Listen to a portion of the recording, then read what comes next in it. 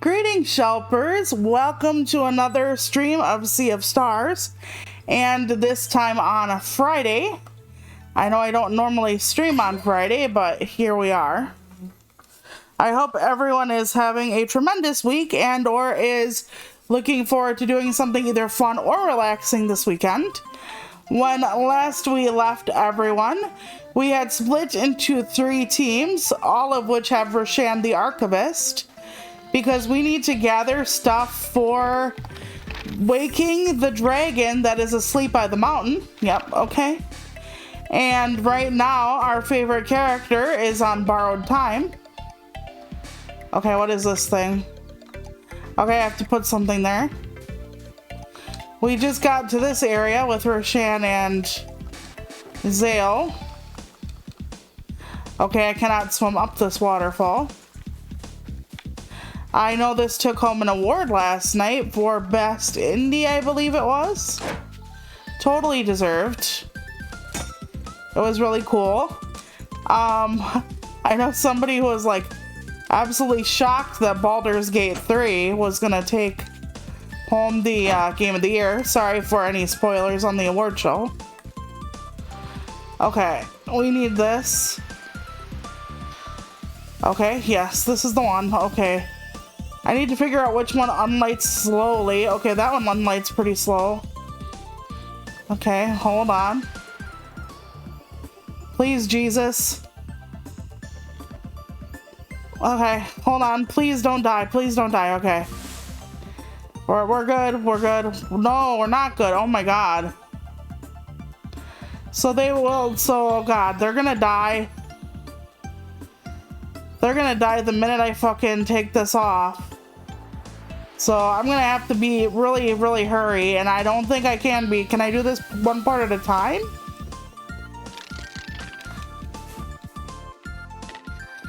Okay, hold on. Oh god. I'm gonna hate this. It's not only a puzzle, it's a timed puzzle. These always upset me, like literally. So I don't know what I'm gonna do here, to be honest with y'all. Okay. Okay, first of all, I'm gonna steal this, because that means I don't need to light this up. Okay, but I'm gonna need to keep this lit. Like, these 3. Okay, so... Oh, god damn it. Okay, hold on.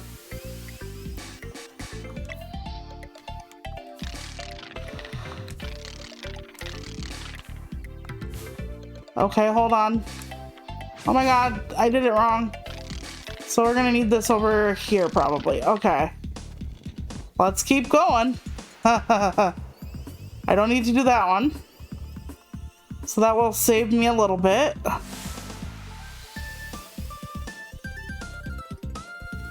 Okay, let's keep this one up.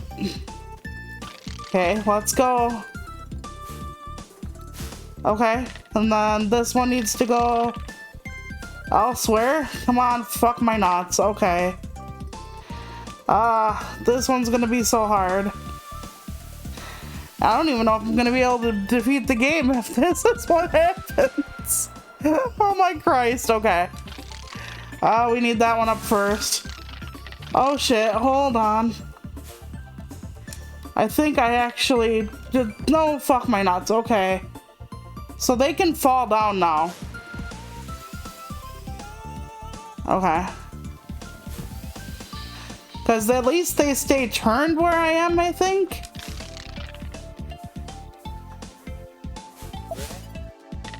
Okay, there we go. There we go. Okay. I was panicking over almost nothing. Alright, okay, here we go. That kind of sucked balls a little bit, but I'm okay. Alright. Oh god. And I only have 2 characters right now. Oh god, and we don't have a lot of healing items with us because the person who can heal me is not involved here. Okay, we're gonna have to remember how to avoid attack and actually do it. Oh god.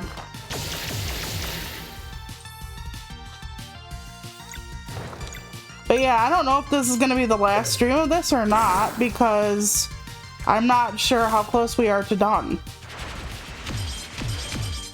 I am not stopping very well. Oh god, I fucked up. I deserve it. I deserve what happens next. I fucked up. I could have sucked in one of the balls and Zale could have gotten through. Okay, yep. Oh boy. At least we don't have an attack right now, like, you know. But I'm gonna have to suck it up after their turn. Oh, Roshan's getting his irrelevant motherfucking ass kicked. That's cool.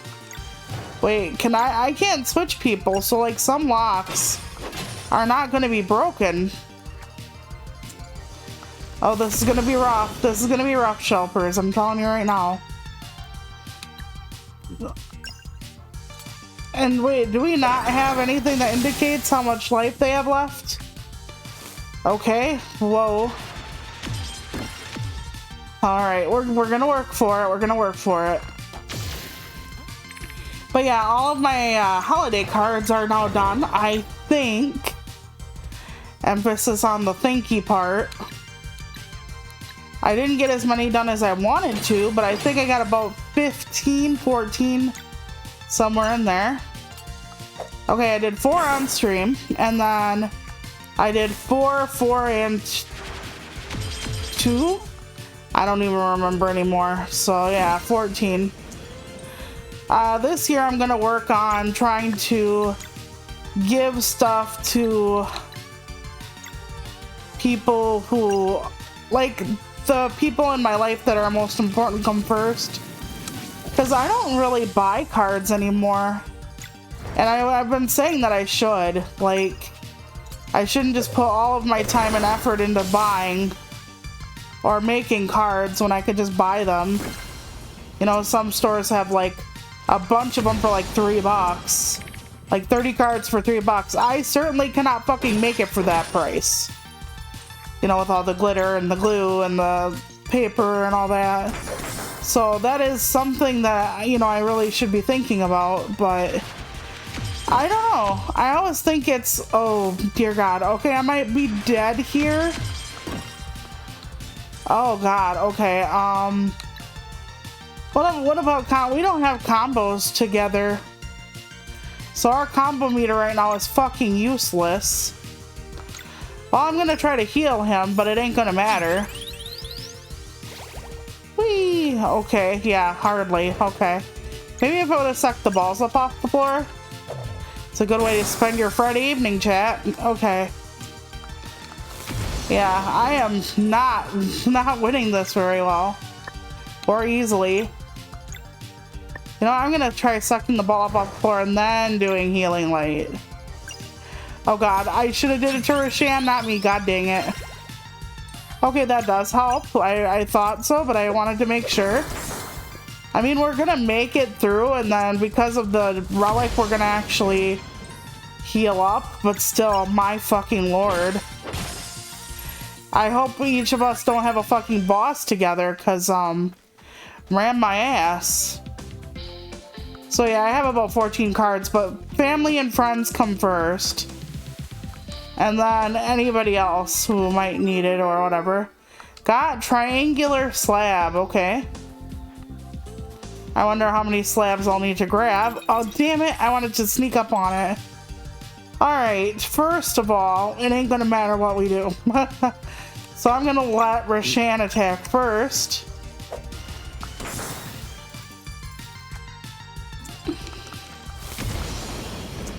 You know, it's funny to me that he's like the immortal archivist, and it's like, I can die just like the rest of you. It's like, you shouldn't. But then again, it would make it a lot easier if I had someone who was literally immortal following me around, I guess. But even still, I can complain. I'm still not sure of his fucking everything that he has going on there as far as timing goes. Yeah, I have my another overlay today. I had a third one that was more Christmassy than the last two, but to me it looked like the word Shelpers, and it looked like the ornament I had in the chat box was blurry. And I've had blurry overlays before because I make them myself, but I was just like, ah, nah, we're not gonna do that.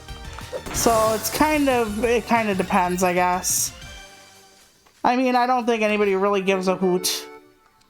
Okay, yep, we are doing baby's first shapewear, okay. So, yeah, I took all the pictures. I put one on Twixer of one of the ones that the two of the ones that I made. But I only think that my crafting streams are for a specific amount or type of audience, which is more than okay. I knew from the jump that not everybody would be like, oh my god, she's making cards. It's the most exciting thing I've ever seen in my life. Okay, yes, over here. I wonder what oh god, it's a rainbow conch. Oh, fuck my ass. Okay. Oh my god, they have a combo skill together now. Okay. That was worth this little detour. I was like, fuck you and your conch shell, but okay. So, does that mean Roshan actually gets into a lot of shenaniganery with the Solstice Warriors like every fucking lifetime or whatever it is? Just by the pure fact that there, is a combo with him and the Solstice Warriors? Or am I like really overthinking this? Probably that one, right? Okay, good. We're gonna rest. I might as well make sure that I'm cooked up to 10 items. And I have another thing, like, how do we all share items now? Because I'm gonna have the same dishes with these people as I do the next people. So is like Roshan keeping the cooking wherever his clones are? Okay, I don't think I don't have room. Yep, okay, so we got that going on. But since we made some progress, we're gonna save because I'm paranoid about it, not using that as an ableist terminology. Yeah, that's the thing about ableism too, is I really need to get certain things out of my lexicon. And, god dang it. I wanted to go back. Yeah, that one. Damn it, how do I get that? Okay, I just fall to the side, very good. Assassin's pin, okay, I wonder who that would be for. But yeah, I want to get some of the lexicon out of my everyday words, and a lot of them is like idiot, stupid, crazy. Oh my god, no, we're not giving you less defense. Are you frickin' la la la? Frolicking fruitcake, no way in hell. No. Absolute bananas. Okay. I would not make that trade. Can we get up here at all? Like, is there a way behind the waterfall? I guess not. Okay, there's more stuff. And I wonder if Roshan's clothes, oh my god, that has to be for Roshan. And I wonder if, no, then again, maybe not, maybe I'm lying. But I really wonder if he gets the new items we equip him with. Oh, that is really good. Can Roshan wear it though? No, he's got cape shit. So that is definitely for Zale. Well, that's okay. Stop doing that. I hate it when I accidentally press that button. Okay, I am totally gonna get my ass kicked here. It looks like a mini boss. Oh god. Yeah, there's no way to unlock these things half the time. So what we're gonna do is we're gonna do not a healing light yet. I'm sure we'll need that shit soon. But yeah, so I'm gonna have to start making out cards really soon because the first one actually goes to Canada. Because I have a writer friend in Canada. And we exchange cards. Because we're both poor, she's like, I don't want us to like exchange gifts, especially the shipping. I really wish Amazon is slowly taking over the world, right? I'm on Twitch, so I can say that. Why can't I order something off of Amazon Canada and get it to the uppers of Canada for her?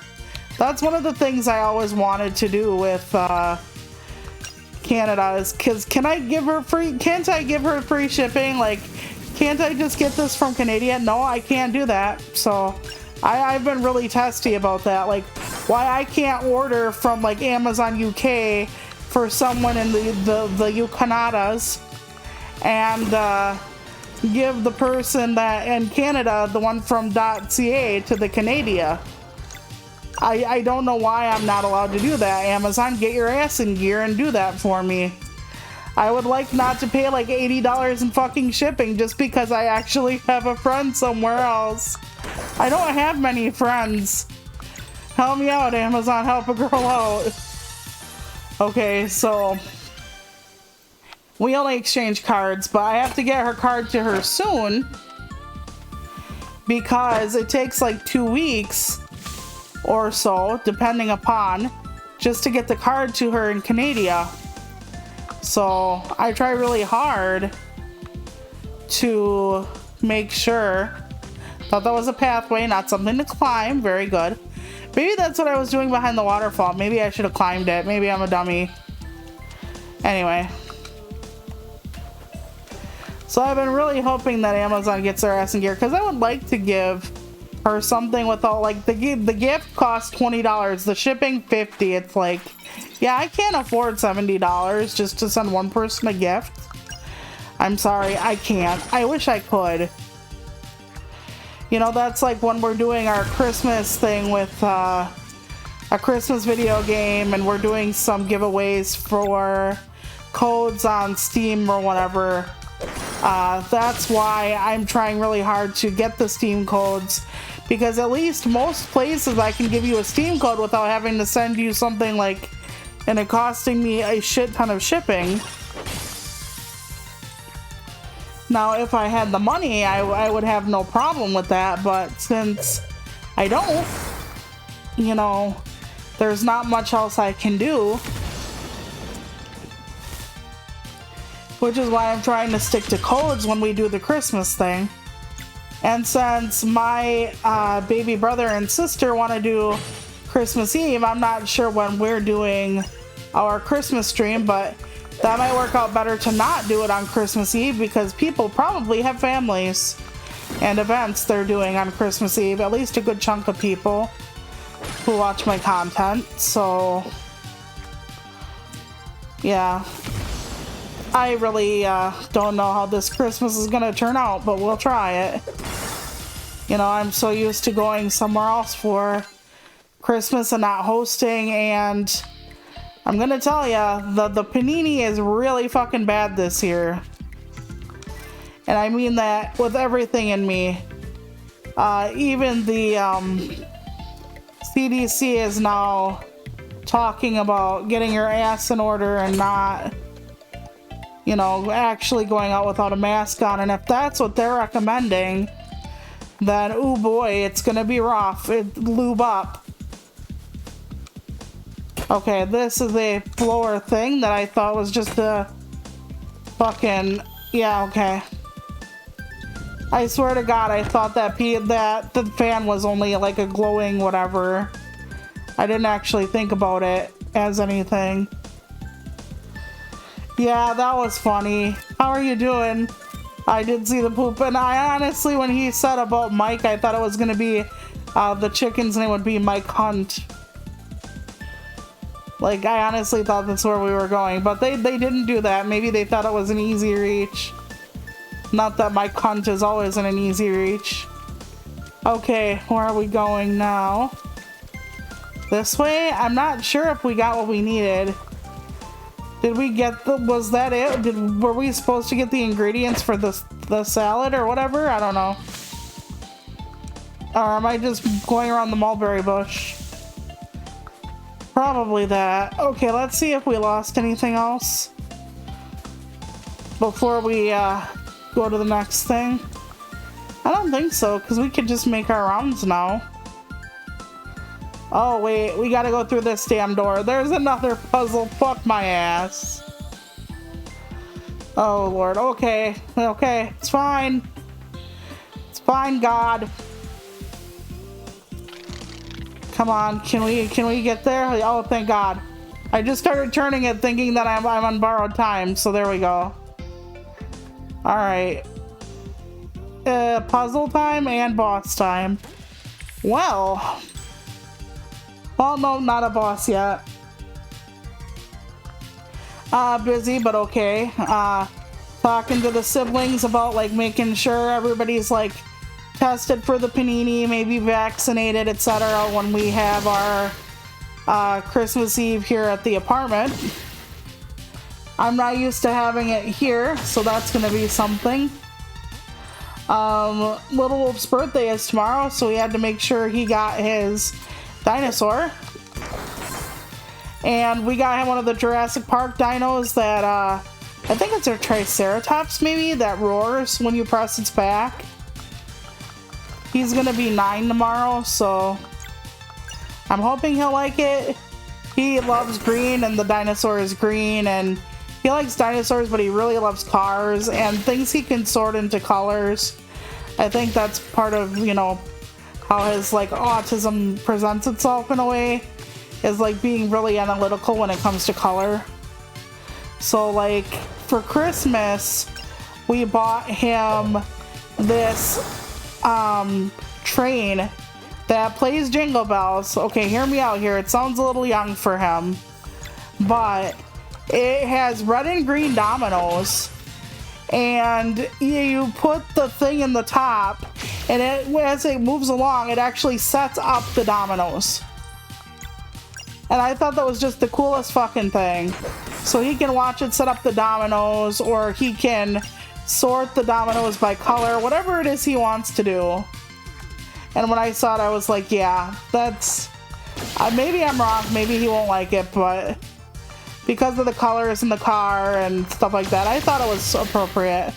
But maybe it's too young for him.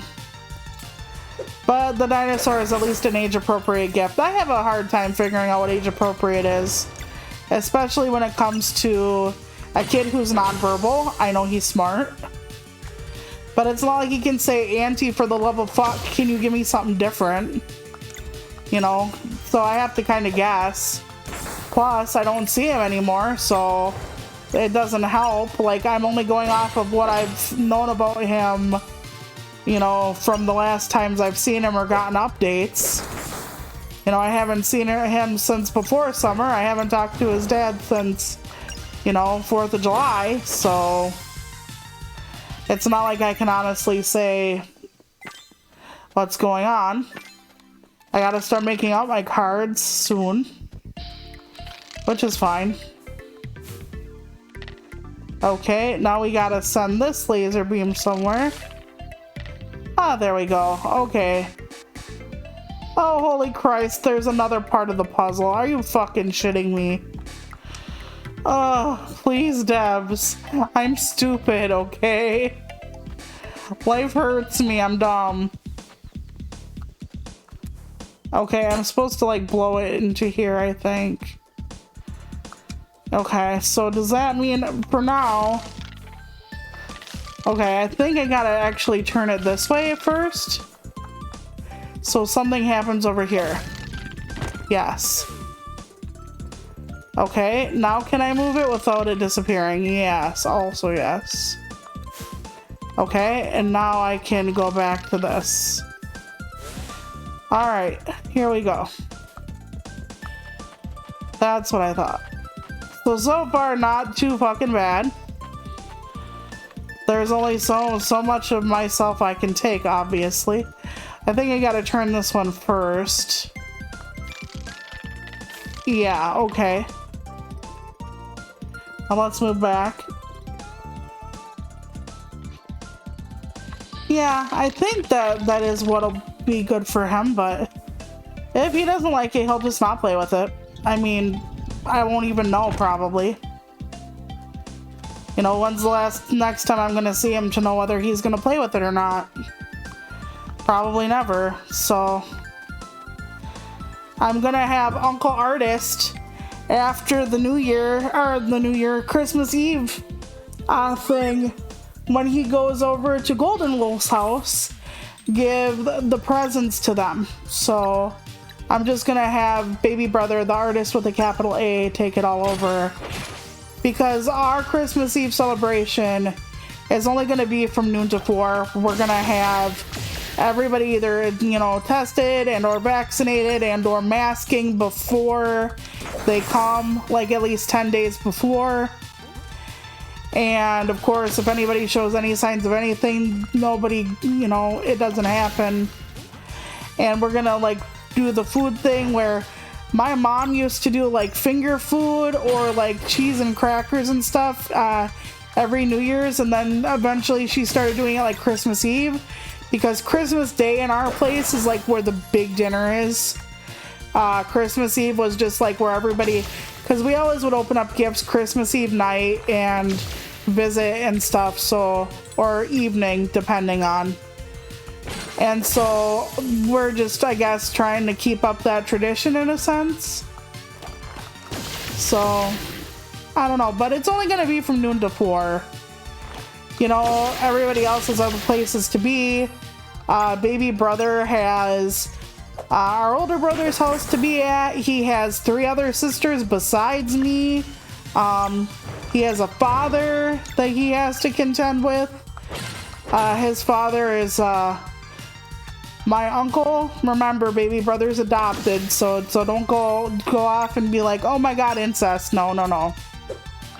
So baby brother has a bunch of different places to be at. He has nieces and nephews and his own circle of family, and he's just got a lot of other places to be. So, and my heart sister isn't my sister by blood or adoption. My heart sister is my best friend. So, but we've been besties since we've been about 11, 12. When we started out pen pals, because in the school I was at, it was a tiny elementary school, and I was the only kid in a wheelchair.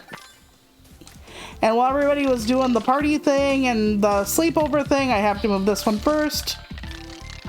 When everybody was doing all of that, I was not actually participating in that. And it got kinda, well, okay, something's gonna happen here now, probably. Any idea what this is? Ask Zale. Highly refined crystal. Its energy matches the one containing Zephyr, says Rashan. I think Zephyr is the dragon, maybe? I'm not sure. Could it be used to break the other one? Asked Zale. I forgot who Zephyr is right now, I'm sorry. Without a doubt, but it won't budge, says Rashan. Okay, so if I extract the essence and frequency... Zale, do you have any magic item with a proper handle? How about the coral hammer? Let's see it.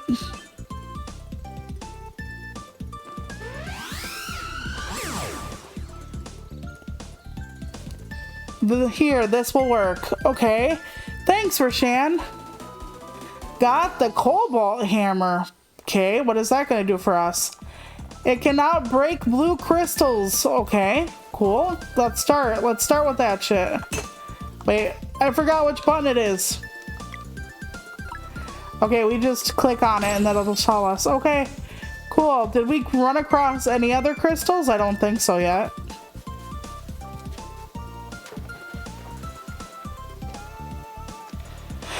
Well, you know, the older you get, the more isolated you were. So I got really tired of being the only one. So I asked around, and there were 2 other kids around my age who had cerebral palsy, who were talkative and everything like that. We were general ed kids, so general education except for gym class. Because for most of the time, you can't really be in gym class with the able-bodied kids after a certain point, you know, because they would literally have to adapt it for us, and that shit wasn't happening. So the boy was a grade ahead, but my age, because I was older than most kids in my class. And okay, now that we're here, can we leave? Or are we not allowed to yet? Let's find out. So yeah, I was, and then the girl was in my grade, but about a year younger. And the boy's mother told the school district that she did not want the boy talking to me. Like, I don't know why. I don't know if it's because... Did I already do this quest? I don't know. We'll find out. Probably not. Okay, that one has a longer way to go. So let's get that one going first. Oh yeah, we did this one already. Okay. That's the first thing we did. Okay, now we have to do this, right? I think this is where we're coming from. And we have to walk up the stairs for it. So yeah, the girl's mother said yes, that I could talk to her. And then that's how we started, me and my heart sister being friends, because we were both in tiny ass elementary schools out in the middle of bumfuck nowhere where we were the only disabled kids. Okay, so how do we capture wind? Asked Zale. Roshan says, leave it to me. I'm sure it's like his bottle or some shit. Sorry, flask. Like a day drinker. That's okay. I know it went down the wrong pipe. That's it for us then, says Zale. I hope the others are okay. Time to move on to the next sequence. Yep, definitely. And then when we were in 7th grade, my heart sister and I, we ended up being, you know, in the same grade, so that was easier. Because we went to the same middle school then. Aye, says Hortense, just throw this pearl into the water where ye fought Stormcaller. Got immaculate pearl. And here's a little something for the fight. Best of luck. Sarai and Roshan learned combo skill Arcane Barrage. Oh my god, we got it first shot out of the box. Could it be because these two are generally fucking weaker? Probably, probably. You didn't hear it from me though.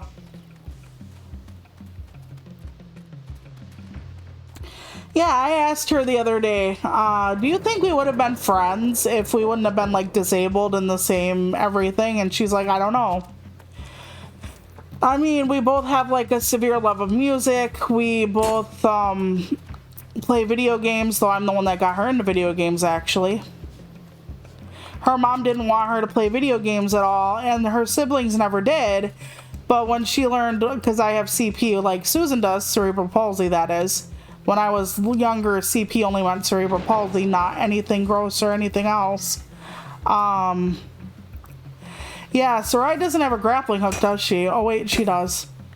Okay, never mind. I'm an idiot. I'm like, how am I supposed to do this? But they all have my equipment, so... but when my sister's mom learned of the fact that I do it, and how it has helped me with my hand-eye coordination, she was like, yeah, let's try that for our daughter. And that's how my bestie, my heart sister, got into video games. And her siblings were like, you never let us do it. I hope this is where we throw the pearl. It would be awesome if they did a fake out. Okay, here goes nothing, says Sarai. A gigantic monster swallows it up. Come on, let's go. Oh, I was fucking kidding at first. Fuck my ever-loving nutsack, you bitch. Alright, alright. It's fine. I don't know why you're panicking. Ah, man. I knew this was coming.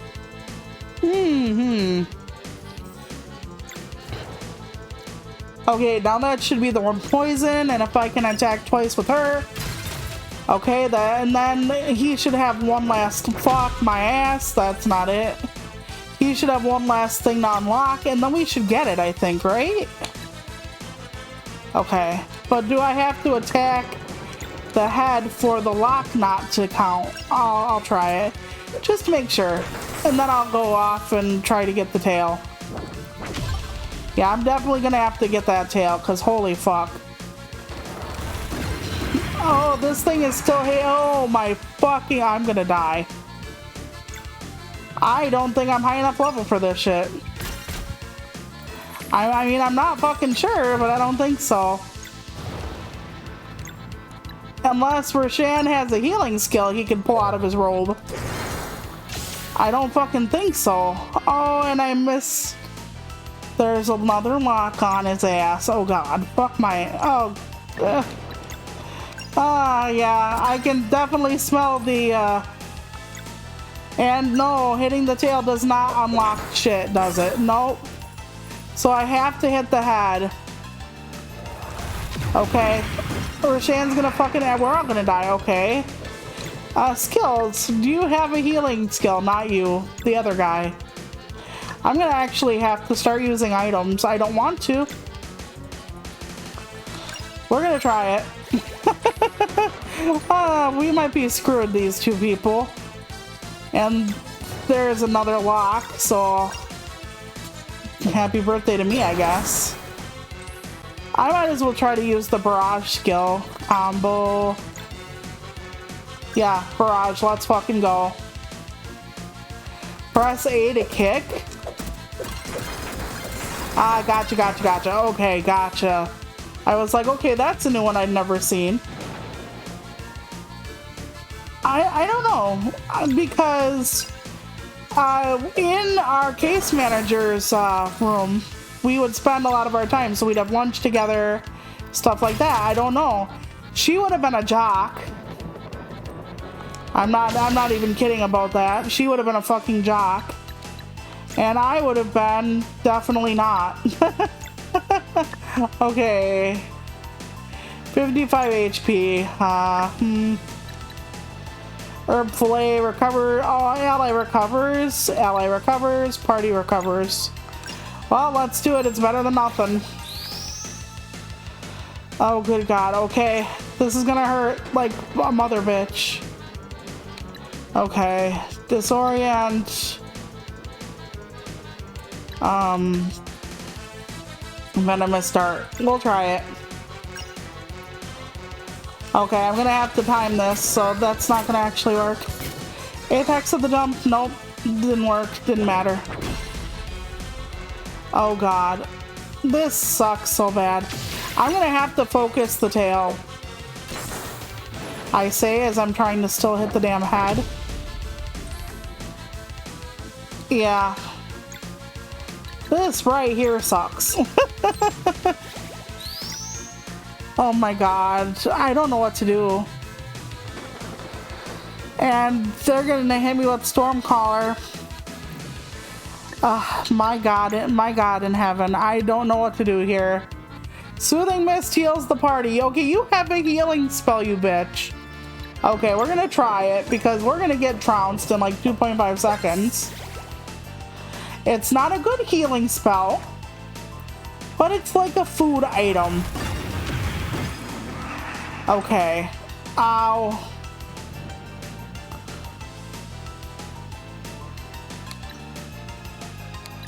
We actually met up in middle school, but we were pen pals in grade school, if that makes sense. And she thought I had daddy issues, and I thought she was a daddy's girl. So that was kind of funny in a way.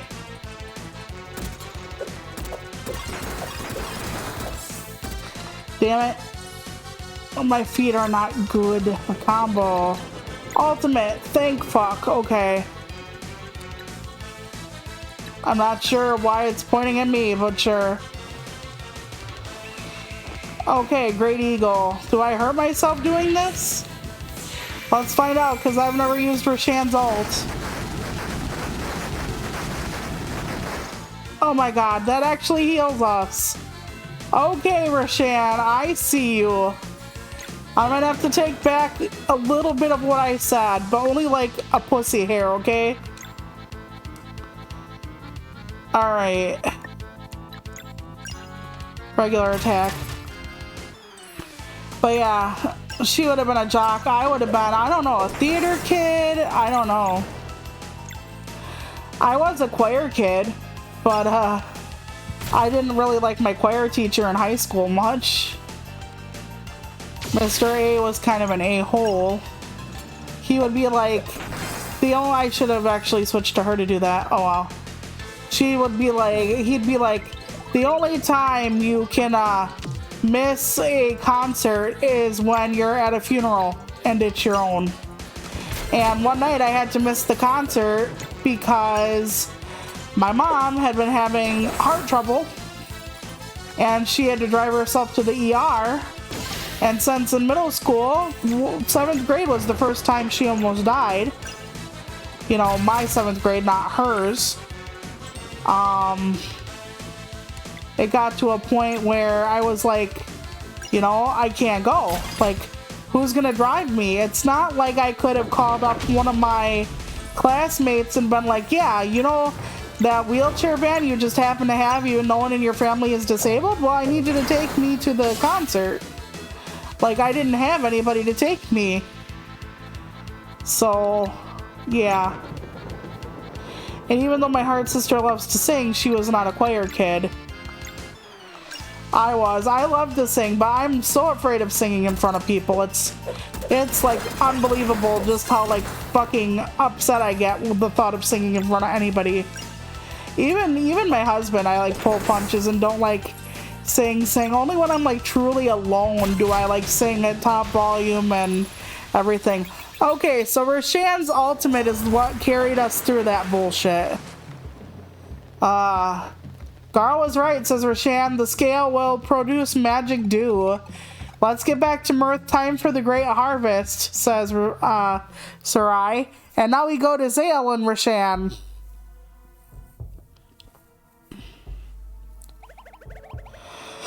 Okay, Malkamud says, and what are the shafts for? Oh, there's gonna be a whole lot of wheat, says Garl. But you see, if we just drop it all in there, it should get ground up on its way down and leave us with flour at the bottom. Well, that's interesting.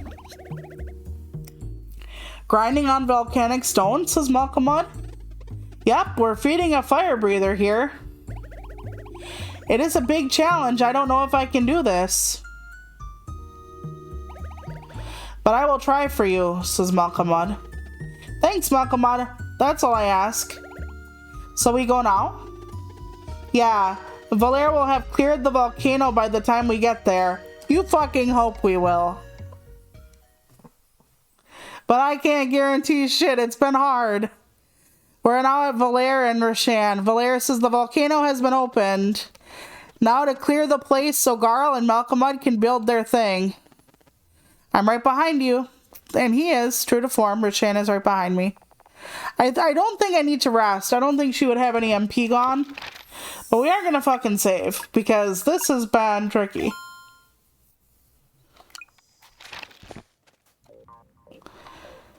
But yeah, one of the things about high school that I won't let go, and it's only because I learned about it recently.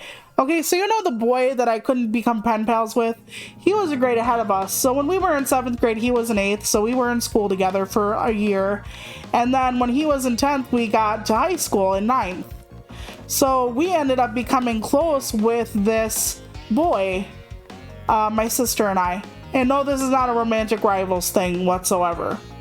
But we were friends, and our case manager would be good some days and then treat us like absolute shit some days. One of the things my sister and I always bring up is how many kids do you know in high school that would have gotten in trouble for the sin of reading a book, an age-appropriate book in school? Because this woman would actually bitch at us for reading. Oh, you could be studying for a class, you could be doing this or that, you know, reading for pleasure. We actually got in trouble for reading for fun. Not skipping school, nothing. I also got in trouble for helping my sister. Because my sister would use speech to text because her hands aren't very good because of the disability. And my sister would sometimes need help doing something, so like one time we were doing our history pamphlets on the Vietnam War, and my sister needed like 3 sentences typed out while I waited for the printer. And since everybody was printing out stuff, I was like, I can just do this section for her.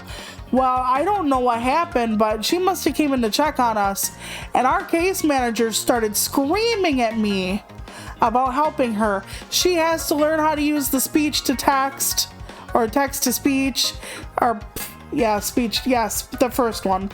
And how I had my own work to do, and didn't I have enough school I had missed where I need to do class stuff? And I'm like, I'm literally just here waiting for the printer. And she just went off. And the computer lab lady, she would also try to help us. So she would get actually bitched at too for helping me and my sister. But like, sometimes this case manager was nice as pie about the weirdest things and go off on others. Well, when we were older, my sister learned something from the woman that explained why she was like that. And okay, I get a new staff for her. I got armor for Zale. So my sister was told by the woman, so this is not secondhand, that the woman had a brain tumor and she was getting it looked at now, or she had been walking with a walker, and my sister saw her and she's like, yeah, that's because I had brain surgery and I'm trying to get back on my feet. So we figured out that that was what was causing her upset. Now going back to the guy, my sister and I, because we didn't want to get in trouble, we would take this woman yelling at us, telling us that we were going to fail everything, telling us that we weren't any good, all kinds of stuff. But one of the times, the boy saw it, the boy who was a year older than us, he actually spoke up. And he actually started screaming at her about how she was always digging at us and how she was treating us unfairly. And he started swearing at her. He got called onto the principal's office. There was a huge meeting. And okay, I'm going to pause here. For most of my life, from high school till now, so like not even a year ago, I thought he hated us. I thought he wanted to just be able-bodied. Okay, I got back up. Am I supposed to? I was gonna say, like, they put me back up, so I needed to go down farther somehow. So let me go back after I grab this. But yeah. So they told him he wouldn't have to deal with our case manager anymore, but he couldn't ever, like, be around us anymore. So the school protected our case manager's abusive behavior and took away our friend. Now, this friend has tried to connect with me on and off, and my sister on and off a little bit throughout the years, but not most of the time. And one day he and I were talking and he said, I have to ask you, was your case manager as bad to you as I remember? And I said yes. And he started telling me this fucking story about how I think there's a slide over here. Your Mistral bracelet should be able to push that. Okay. Alright, go gadget. Okay, I guess not. But yeah, he started asking me. And I was like, yeah, that is definitely what happened. And I asked him why, and he told me this story, and we weren't told any of it. We were not told. So the whole time, my sister and I thought this boy hated us. Because his mom wanted him to be mainstream and not hang out with, like, disabled people a lot of times. So we thought his mom actually, like, made the choice to, like, tell him to stay away from us. Here it was the school district that told him to stay away from us. So they knew she was being an asshole to us the whole time. And their response when someone stuck up for us was, get the fuck away from them. You can't tell them what happened. So they ruined our friendship. They made us fucking put up with her and her fucking abuse the whole time we were in high school. And I am just so fucking flippin' mad that they decided to do that instead of, tell the teacher, you know, hey, is there any validity to this and whatnot. I am flabbergasted. I am pissed because we were so close as teenagers. And I'm not saying we would have stayed that way, but they fucked us over in a way I can't even begin to comprehend now. And I feel so screwed over. And this was the same school district that I was bullied relentlessly, and they didn't do absolute goddamn fuck all for me most of the time. And when I say bullied, everybody's like, oh, everybody gets called names. Yes, but not everybody gets put on a death threat list. Not everybody gets a rock thrown at them.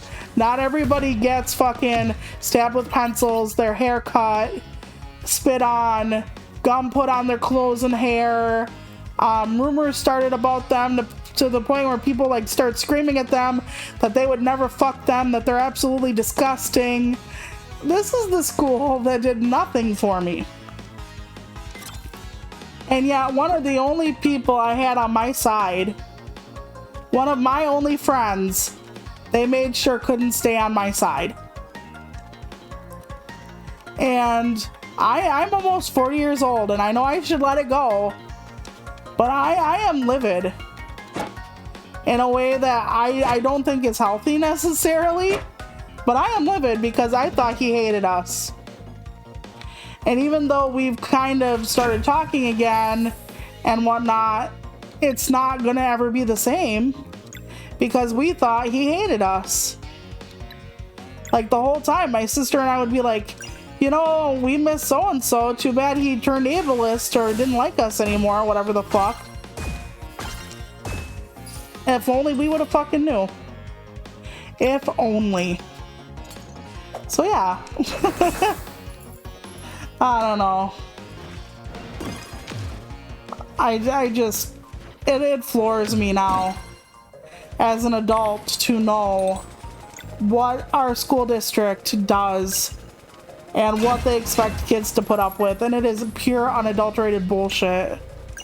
So it's not bad enough that I had gotten bullshit from other kids, but they knew I was getting it from teachers, and their response was, oh well, let's just take away one of her friends who stands up for her.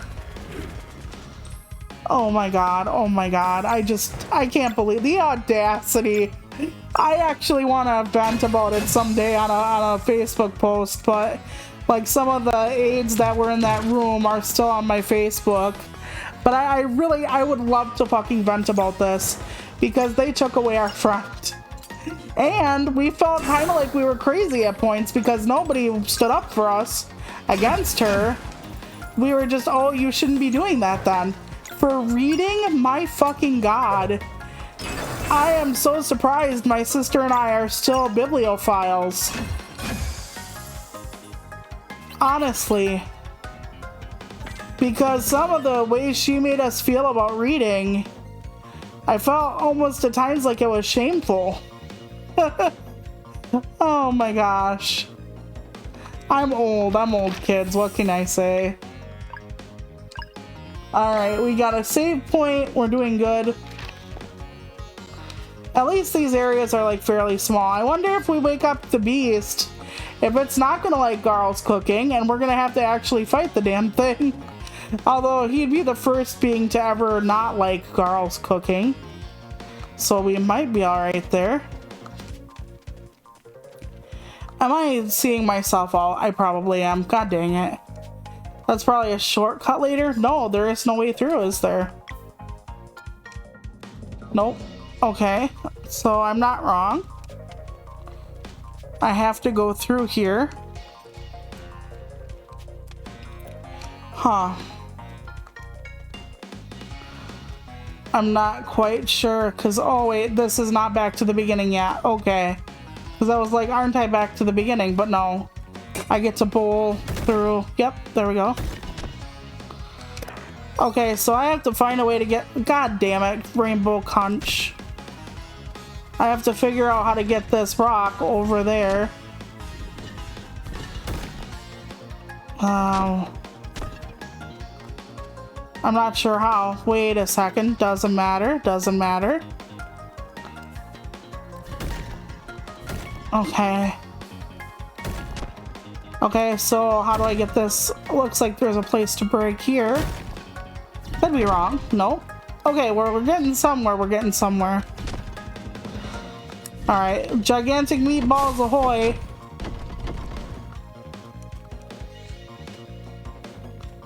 Yeah, exactly. It was really, really shitty what they did to us. And like I said, we honestly thought he hated us, and we thought he was ableist because we thought that he only wanted to hang out with the able-bodied people, and here he just wasn't able to be around us anymore. Okay, so where am I missing? I have to go back up here, maybe. Yep, and then go around and down. Alrighty. We got the Chef Boyardee meatball here. I'm gonna have to push it back a little bit. Alright, here we go. Time to go bowling. I actually love bowling, to be honest. So, that is one good thing. I actually made a bowling alley on my Sims game in between all the fuckery. I have to actually, I forgot to... Oh, did I screw myself? No. I actually forgot to email my publisher my payment deets, and she needs to give me my royalty check either this month or next month. So I'm gonna have to remember to contact her. It's just with the holidays and literally everything else on my plate, I've been so goddamn busy that I'm trying really hard to just, you know, get through everything. And yes, I've been playing The Sims a lot, but that's because I have a persistent stress headache and a bunch of really disturbing signs lately where my brain is like flashing a warning sign, kind of like their helmet does. Okay, let's suck some of that up. Okay, very good. Okay. Good thing I kept at least one ball, but I think it might self-destruct after this. Yep. Okay. They don't hurt bad enough for the self-destruct to be like, oh my god, this is not Pokemon. Yeah, I know. I appreciate that. But now everything's just kind of fucked in like weird ways. You know? And sometimes just knowing how fucked it is, I'm just like, what in the world? But we do what we can do. I don't know, like, where the... Oh my god, the middle one resists that. Okay. That's interesting. Yes, and I can hit these people with this. Very good. Did that say resist or vulnerable on the big things with the giant arms? Yeah, there's just so much I've found out this year or whatever, and like, all of it is stunning in its own kind of fucked up way. But all we can do is move on. Removes a random lock plus one lock if timed. Okay. That's not gonna work. Okay, nope. And it's not one lock, they mean a section of a lock. Alright then, that is interesting. When they said lock, I thought they meant like an entire lock, not one component. But hey, well, whatever works is whatever works. Husband and I watched the Garfield Christmas special, one of our favorites, today. We also watched recently a movie called A Christmas Karen. That is a Christmas Carol, though it happens to a Karen. And I was not sure about it. I thought it was going to be horrible. But it ended up being funny, like really funny. And I'm just letting you know, she is like racist. She never says like the N-word or anything, but she does say things like, you people need to speak English here, and all the other wonderful Karenisms. Okay, I don't think I can go this way. Alright, so what am I looking at? Probably pushing these. Yep, I was correct. Alrighty. Oh god, I hope to god I did not just fuck that up. I probably did. Let me try it. Okay. Okay, now I fucked it. Okay. It's not a puzzle I'm gonna have to use the pieces for. I just have to get them out the door. Okay. But yeah, so some of it was funny. Like, a lot of it. Like, the first ghost that comes to her is literally, like, either a drag queen, like a black drag queen, or a black non-binary person. I'm not quite sure which. But they are fabulous. So, and how she handles that, and why she is some of the way she is, but they don't ever like give her the "oh, poor you" excuse, you know. But some of it was just honestly funny, and we liked it. But because it's a Karen, she is a little bit offensive. She is a, you know, you have to honor my expired coupons. She is a, I need you to give me the manager, like the real manager type of person. So we actually liked it. It's on Peacock.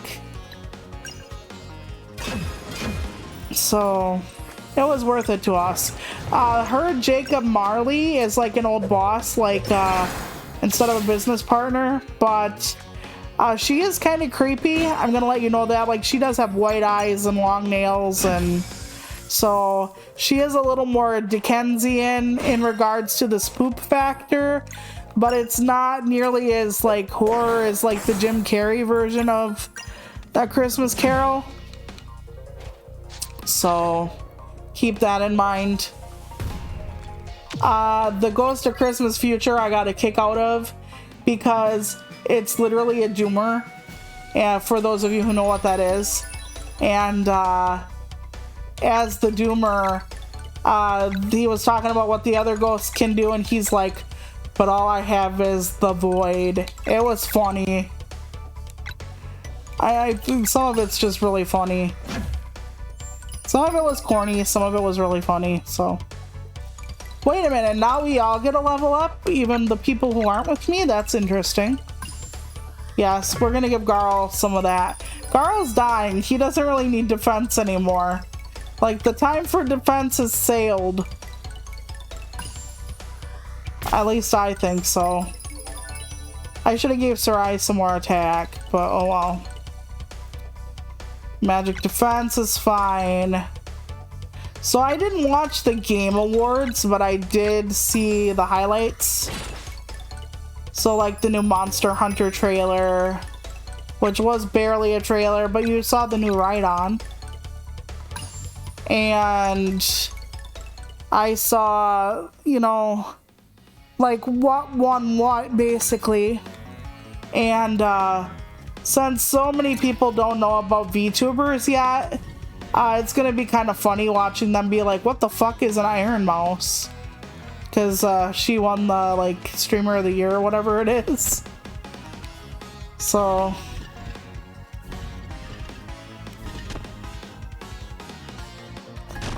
I didn't know about the mobile game. I did know about the unless that is the one I saw with the new, like, Rhydon with the wings. God, I hope not. God, I hope that's not it.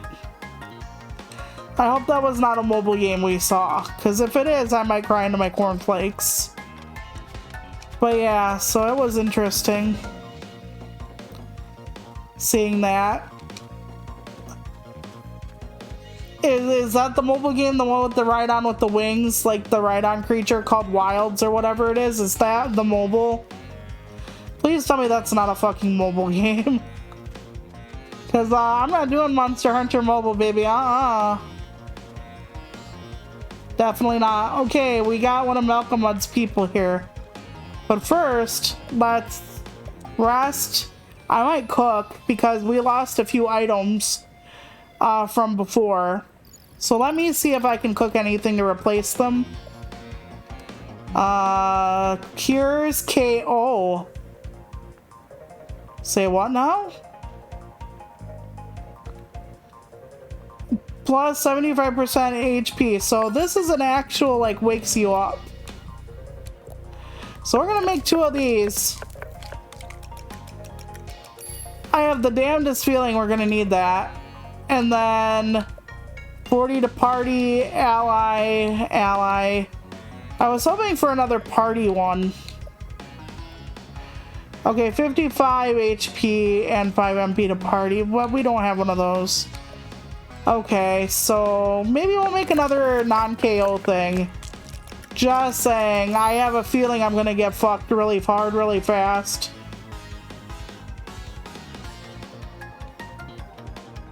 Well, I hope to God that was not Wilds, because I'm like, okay, we get a Rhydon that can actually fly now, or at least glide, and I'm like, okay, what is it coming out on? And then I'm like, I hope to God it's not mobile, so. Oh, we got a merchant here. Garo was just at our outpost and mentioned you'd be coming. I came after grabbing what I could. Do you need anything?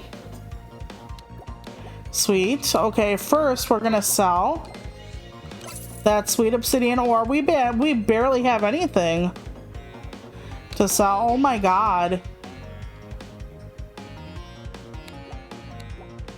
Okay, we have this to sell.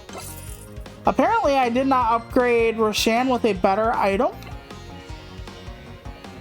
Okay, hold on.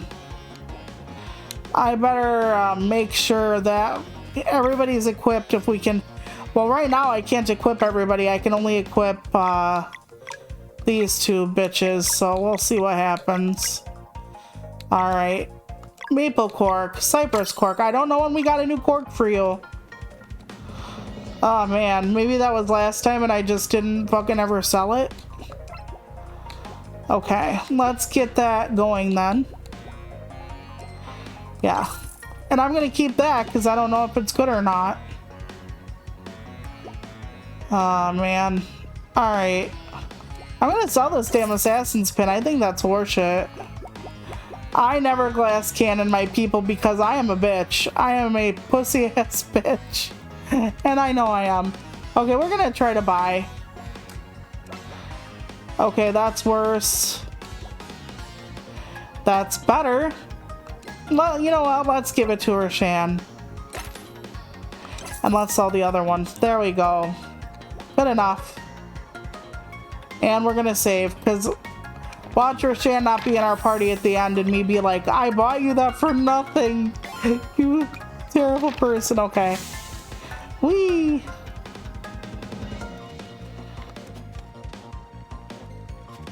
Okay, no, okay. I was like, dude, is there something down there? And then I just fall down. Okay, never mind. But yeah, we might watch Santa Girl tonight. It's corny and it's bad, but yeah, there's like a lot of lore to it, which is really fucking weird. So don't ask me.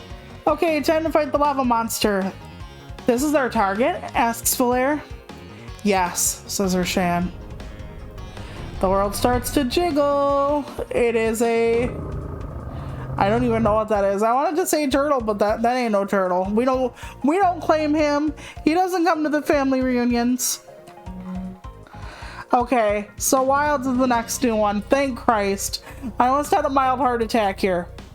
You will be vulnerable to your lunar magic. It will be vulnerable to your lunar magic. Good. Isn't that convenient? Okay, let's, yes, take our lunar magic. Does that mean it will only be weak to my lunar magic? I need to ask these questions before I start killing things. But no. Who has time for answers? Damn it. Okay. Oh, hell. He had babies. Okay, whoa, okay. Oh, okay, so he's also weak too. Okay, okay. You fooled me, game. You fooled me. Because I thought he was only going to be weak to... Okay, hold on. Let me just suck it up. Hopefully it hits something else. I should have probably used his skill. The one that was like, oh, by the way, you get a random lock taken off. And if you do it right, which you never will, you can get the whole thing taken off. Am I in the lava? Girl, you don't want to walk in the lava.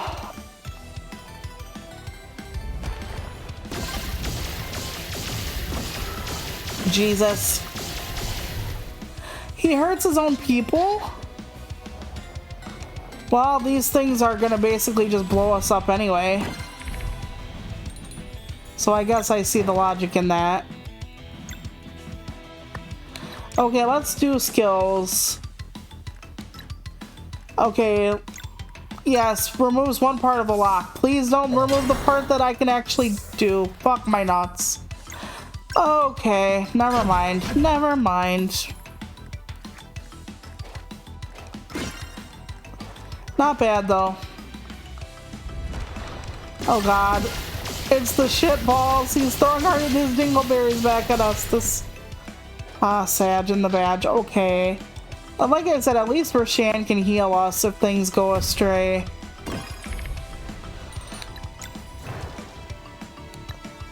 Yeah, we're just gonna go normal for now. It'll be extra vulnerable to your moon magic. Will it though? Will it really, Roshan? Like, you know what? This is the best I can do. He's gonna hit us for a lot of points this next round. Even though he gets multiple points per tremor. It will at least solve one of our problems. Okay, but not nearly enough. Okay, we're not at the ultimate stage yet, so... There we go. A little better.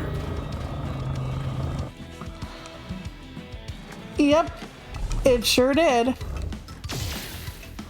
Totally deserves it, to be honest. IMO, anyway.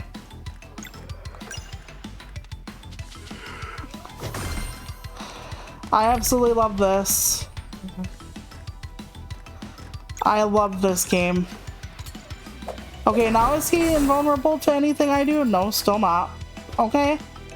Don't know why I worried so goddamn much, but... Because they're like, he'll be vulnerable to your moon magic. I'm like, okay, that means everything else is gonna suck banana. Nope, not even close. Nice though, nice, nice. I'm hoping he can heal us in a minute, otherwise I'm gonna have to start chowing down on food like, it's been 18 hours since my last meal.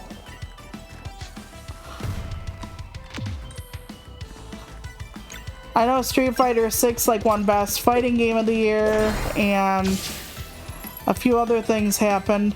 Like I said, I didn't watch the show, but there's somebody that I know of, and he's like, there's no way it's gonna get Game of the Year or whatever. And his logic was, because it was a PC game at first, and PC games are never nominated and certainly don't win these kind of things, that Baldur's Gate 3, that's the game I was thinking of, that Baldur's Gate 3 was not going to win. So that was something. Oh my god, 4 of them now? My god, you are a fertile little beastie. You always hurt the ones you love, I guess. Suck it up. Please, yes, okay, that helped a little. Not like it took them away, but yeah, Sea of Stars totally deserves it. Even though I suck banana at it, apparently. Okay, we're going to do a roast sandwich for him. I hope. That'll keep us like alive one more second. But only one more second. I'm hoping to God he gets his ultimate soon. His ultimate heals us, his ultimate does like severe damage. I'm waiting on Roshan here. And Roshan's being a dick and not giving me the goods. Damn it. Damn it. Again, damn it. Skills. Okay, he's gonna have to heal us. Heals the party. I should have actually like sent it over to her more, but it heals the same, so why bother with that, eh? I guess I will Moonerang. I don't know. It's always tight. Yeah, I knew everybody was talking about it at least. But I've never played it because it was only on PC. And it doesn't look like my kind of thing. It looks kind of like the things where you have to like be cognizant of where your characters are, and I'm not good at like an RTS kind of where you are in the battlefield type strategy, like at all. I'm not good at any of that. There was only one game outside of the Monster Hunter game that looked interesting to me, and I'm gonna fuck it up if I say it, but it was the one with like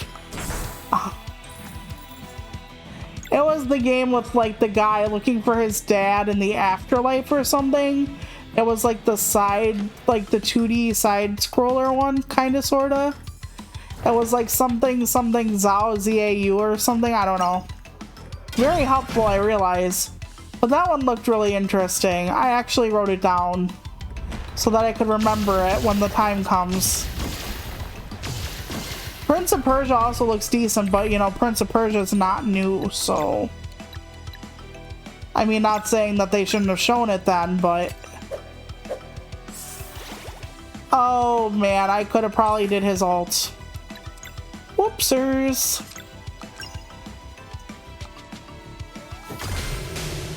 Okay, we didn't need his ult. We didn't need his ult. Okay. Fight fire with Lunar. Fight the toad. Okay, so it was a toad. It was not a member of my family after all. Thanks for the help, Roshan, says Valere. Naturally. Now to wait for the others. Okay, so we get another cutscene, or... Here we are, back at Mirth, I think. Teak says, and so we must come together for his final wish. For Garl. They echo it, because they love him there. He's basically the town founder. So everybody's growing the plants we need to make the dish for the sleeping dragon. Sarai and Teaks mostly, for now. Oh my god, Sarai can actually make it rain. Holy shit. The ground is rumbling. Everything comes to life very quickly. I wish I had that skill every time I played a Harvest Moon game. Sorry, Story of Seasons. Harvest Moon sucks banana now. Harvest Moon and Story of Seasons used to be the same thing, but they aren't anymore. I could explain why later. Great job, everyone, says Yolande on a dock. That their hold be full to the brim. A valiant effort, says Keenathan. It's time to set sail. All aboard, says Captain Cliche. Wait for me, says Teaks. So she's coming with finally. Well, it'll be good for her to see this. She's a historian of sorts. So we're all on Kill Mountain.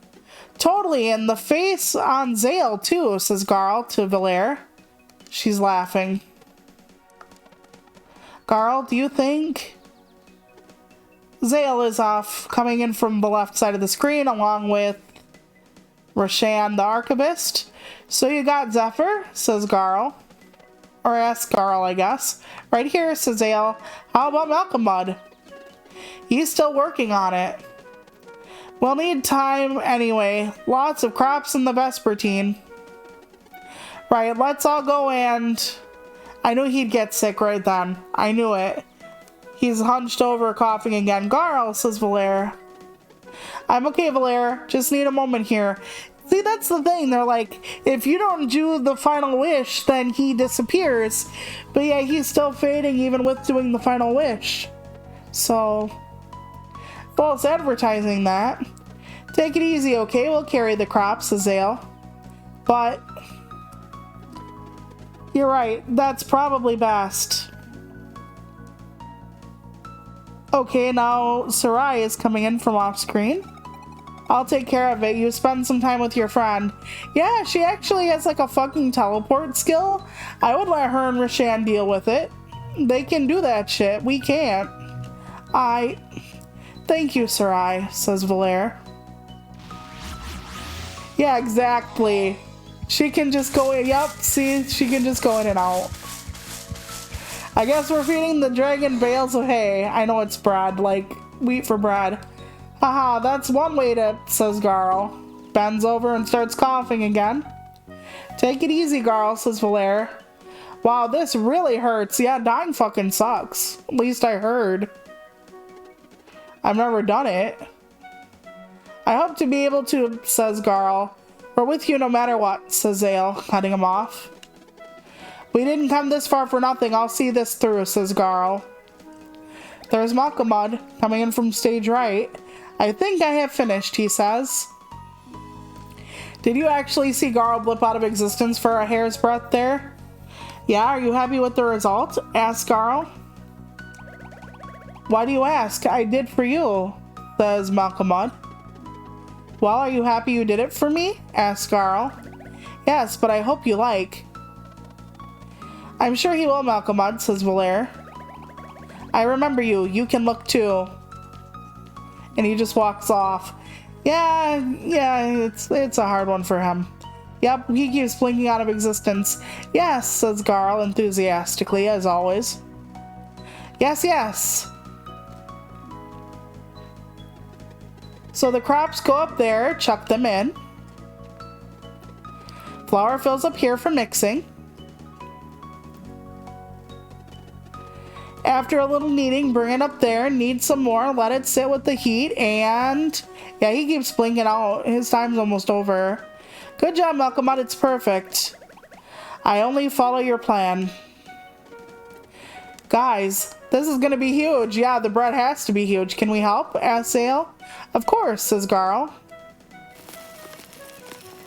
So they set to work, making everything work. Grinding the bales of hay, flour, wheat into flour. The giant pot of cum, I'm sure bread dough. The kneading is literally them hitting it like it's a practice bag. That's funny. Now they have to push it into the... Alright, Malkamud, time for your heat. Yep, he's letting the lava come back in and heat it up. Perfection, now we let it bake, says Garl. Yep, baking bread. That still looks pretty small to get a dragon's interest, to be honest. I know it's the size of multiple people, but still. It comes and goes, like right now I feel just fine. Well, yeah, that's because you're doing what you should be, right? Let's just share more memories, it's all I want, says Garl. Zale doesn't speak. Oh, I know. Remember when I brought you cookies while you were at the academy? Yeah, you never told us how you managed to make the flying platform move, says Valere. With a monocle, says Garl. Huh? Was it a magic monocle? No. I used to focus sunlight directly onto the ruin. Oh my god, they act like they're so special. It made sense, so I just went for it and it worked, like boiling ants, I guess. The beam wasn't very strong, though. That must have taken hours. Sure did, 8 in fact. Haha, no way. He was always determined. Like, more determined than the fucking Solstice Warriors at points. Yep, says Garl, well, 8 hours of sunlight to be exact. That's excluding the night I spent halfway up in the air. Oh my god. How did you not get caught? Asked Zale. Oh, I got caught. But I was already out of reach by the time Gran saw me. I wish I could have seen her face, says Valere. Believe me, I wish I hadn't, said Garl. Huh. That really does look like a mouth holding it open. Oh my god, it just pops into finished. Yeah. What if you burn it? Like, what if Malkamud cannot stop it and you just burn the bread? And then, says Garl, up, keeling over again, cough, cough. Garl, says Zale, Hey, you didn't take your promise. I think my time's almost up, says Garl. Don't say that, says Valere. Hey, you know that it's borrowed time. I have to, says Garl. I have to finish this. Valere, please tell Malkamud to cut the lava flow. So she runs off. It's done. It looks burnt. God, Zale, I need Zephyr now. Here. Oh my god, it almost looked like he was trying to do a force push. I hope this works.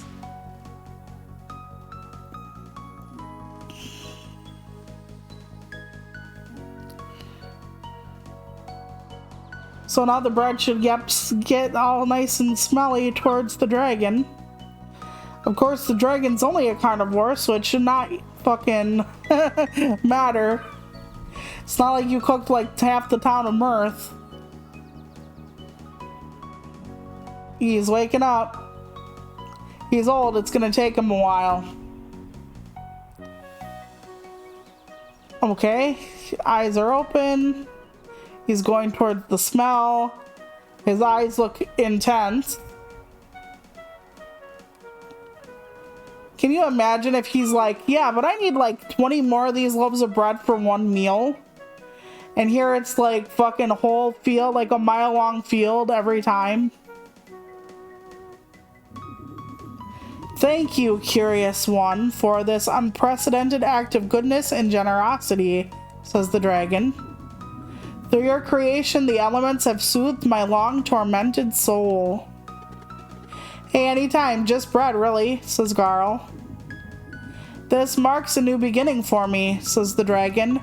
If it is not too much to ask, would you be willing to give me a new name? Is Garl the namer of things? Like... that's not a name. I still have a bit of time, I can do this, says Garl, almost fading into oblivion. Okay, so what are your ambitions? Asks Garl. My past was one of anger and destruction, but you have shown me the way to a higher purpose. With fresh baked bread, we love that. I wish to honor your memory by becoming a devoted caterer. What the fuck? How many dragons do you have for this cafe? Is this where Little Dragon's Cafe came from? Oh, by the way, never buy that game. Little Dragon's Cafe fucking sucks. I rented it once, never again. Aw, that's so nice of you to say, says Garl. Cough, cough. So a butler, huh? How about Sinclair? Nah, hold on. Oh, I know. For this new life, I shall name you Wentworth. Oh my god! J.G. Wentworth 877 cash. Oh my god, Wentworth. If you have a cash settlement and you need a dragon now. Once again, I thank you. Never have I encountered such a caring soul. I understand your time is almost up. Is there anything I can do to repay your kindness? There is one thing, yes. For my final journey, I'd like to fly on your back with my friends. It would be my honor and privilege. Then please take us to Mooncradle. I want to be buried under the celestial willow. Garl.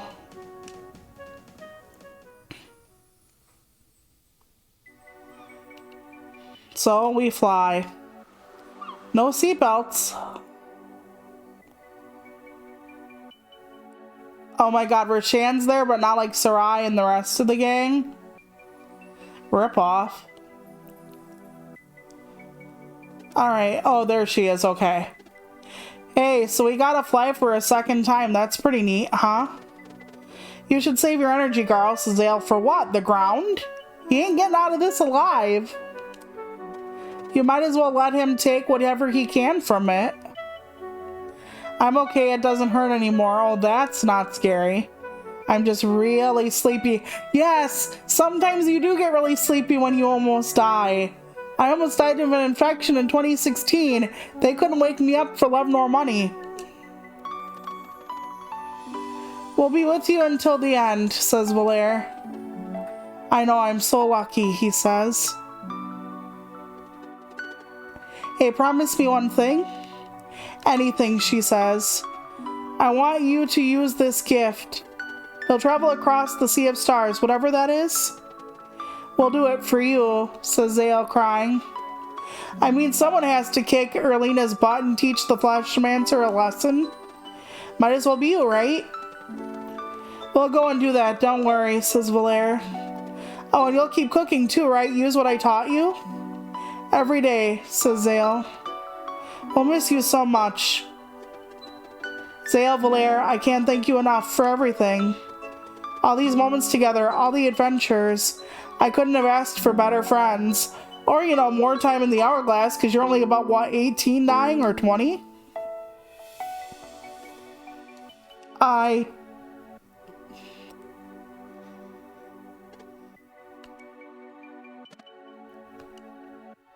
Like I said, they knew it would come to this.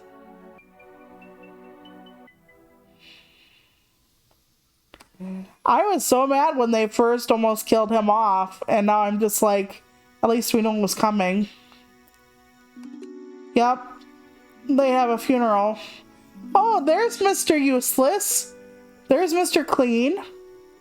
Wonder what he's doing nowadays. Oh, he's presiding over funerals. Cool. We are gathered here today to honor Garl, the warrior cook. More of a warrior than I've ever been in my entire 80 years on this fucking earth. I'm an ungrateful little bastard who shouldn't... Oh, sorry. The rest of that was ad-lib. Born in Moon Cradle, he chose a life of adventure and accomplished many deeds, unlike you. From fighting alongside Solstice warriors to founding the peaceful town of Mirth, he even managed to soothe the sleeper. J.G. Wentworth. Okay. Sure, yeah, surely you showed him in the end, son. Good work, says Yolande.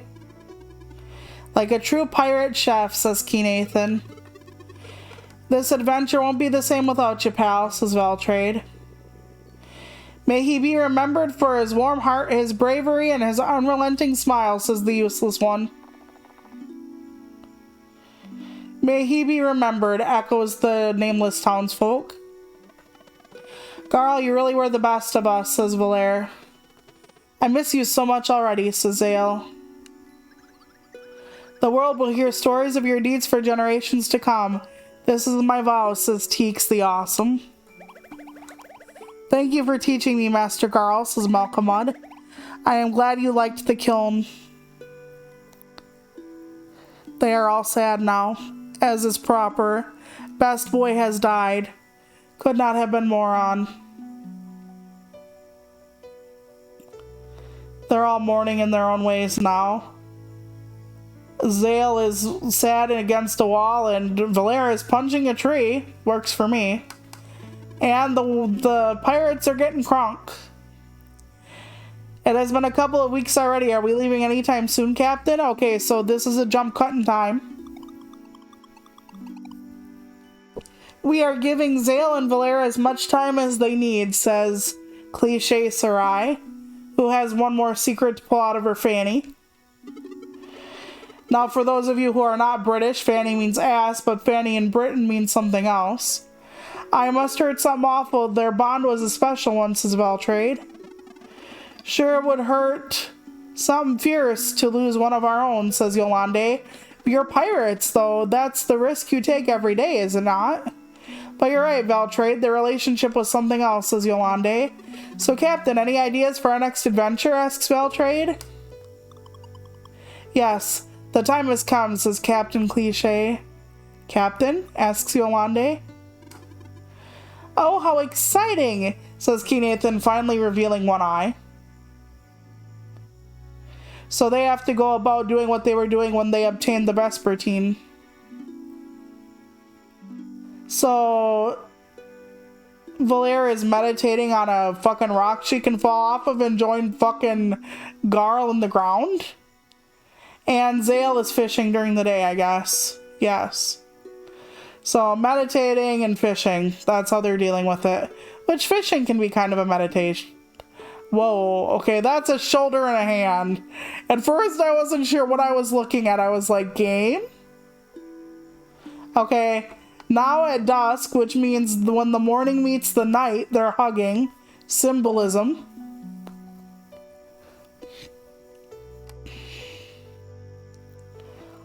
Okay, so now they're on the disc like they had when they were kids. I still can't believe he spent all that time on the platform with just a monocle and a cookie jar, says Zale. He sure was a loyal friend, says Valere. The best, says Zale. Yep, he was. Valere, I think I'm ready. I've been thinking about Erlina, says Valere. No matter what kind of fleshmancer or monster she's become, we have to defeat her. Whatever she is, or wherever she is. I hope to God I didn't miss a point where I could actually, like, really level up. Because if I did that and they don't level with me, that's gonna suck. Zale says Garl sure held up his end of the bargain. The Sky Giants Council will let us through, I suppose. Across the Sea of Stars, whatever that means. For Garl, then? For Garl, he echoes.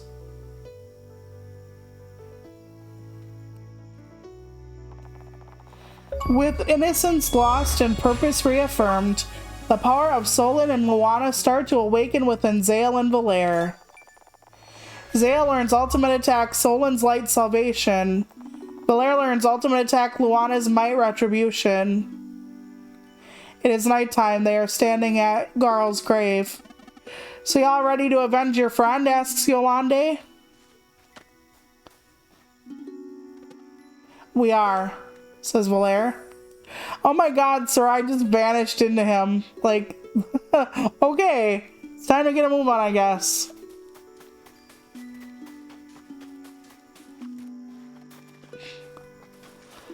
What do these people have to say?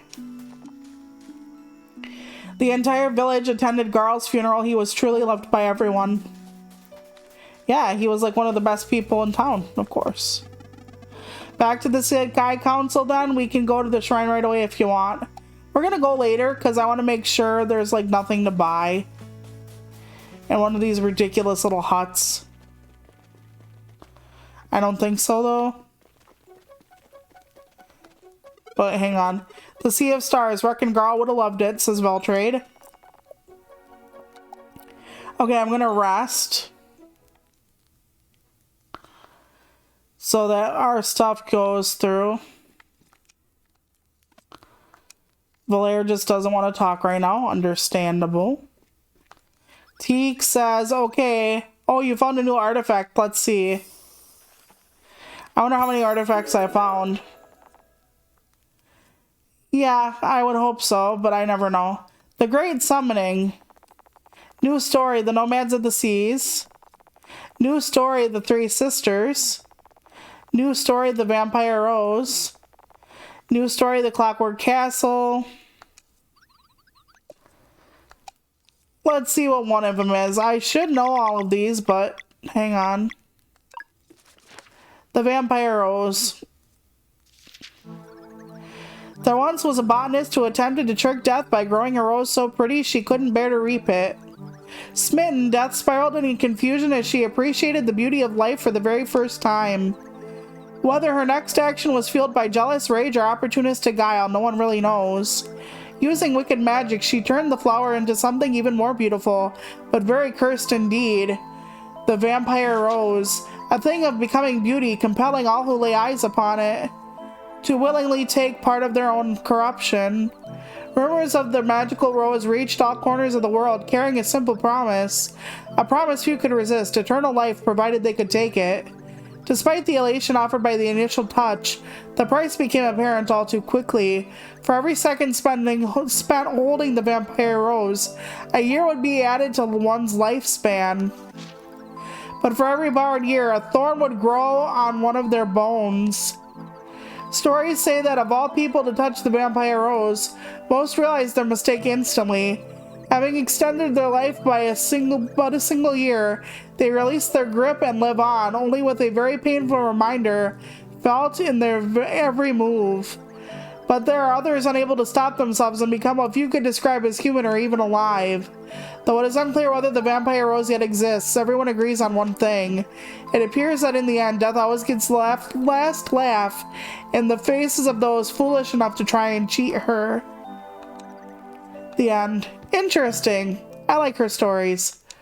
Let's read another. The Great Summoning. because this might be the last time we get to do this. What few people know today is that Kunasnaku had already been banished by the time the Great Summoning happened. The channeling had begun months prior, back when the lizard folk still had the upper hand. It was toward the end of the decades-long battle, after it became clear that the Molkin Peep mages would be the victors. On this night of nights, the air carried early cries of victory across the archipelago. Suddenly, the very sky tore open and a giant sky serpent emerged to wreak havoc. To this day, historians argue about the origins of the sky serpent. Some say it is a monster of pure evil stolen from another plane of existence and forced to remain here. Others believe it came from above the clouds, a once friendly creature that had its mind corrupted by dark magic. But regardless of the origins, the sky serpent was set to change the world forever. Back in the time of the Oviates, the ritual of the elements could have been performed to control the sky serpent's mind. But alas, the Oviates were long, or I should say Ovits, not Oviates, but were long gone. Earth magic being their only strength at hand, the Molkin elementalists devised a plan to contain the threat. By carving intricate wind tunnels into Axtol's mountain, they turned it into a giant musical instrument. Blowing through the mountain, the wind started playing a melody so pure it forced the sky serpent into slumber. This is Wentworth. The magic was so strong, and it was believed the world would remain safe for generations, or rather, for as long as the mountain played the melody true. For the greater good, the Molkin gave up their study of magic and established an outpost atop the mountain. Over generations, they became expert miners, living by a pledge to keep the wind tunnels operational. The brave Molkin have toiled around the clock ever since, protecting the world one pickaxe strike at a time. Despite centuries of stability, stories that the magic enchantment on the wind tunnels will eventually fade away. One can only hope the Ovates will return before then. The end. That's interesting. And now what will they do when I actually took away their entire species' purpose? Will it be freeing or horrible? I don't know. I want to read them all before we move on. Okay, let's see. We got 4 more. Alright. It was like a dream.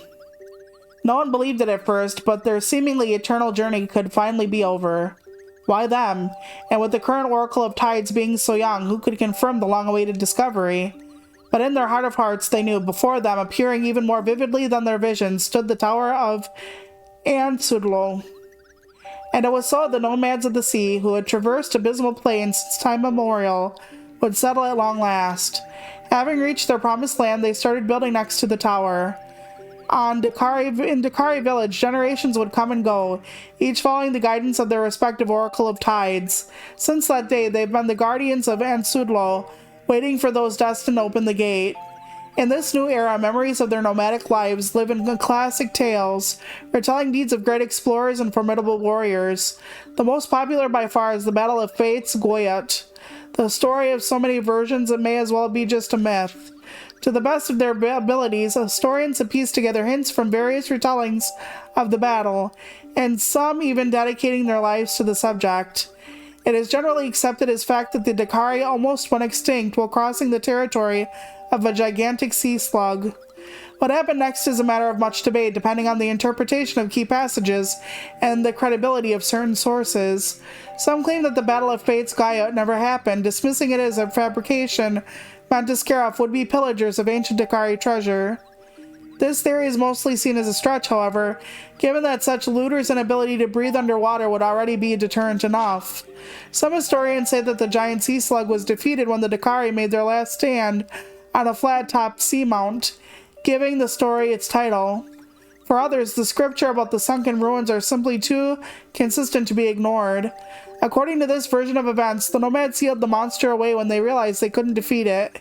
The key was then later split into 3 equal parts, each waiting somewhere in the deep blue for future heroes brave enough to rid the world of this threat. The end. So you do get more history of each part. Yes, I'm gonna read all the damn stories, we know I am. The 3 sisters. Haven't we only fought 2, by the way?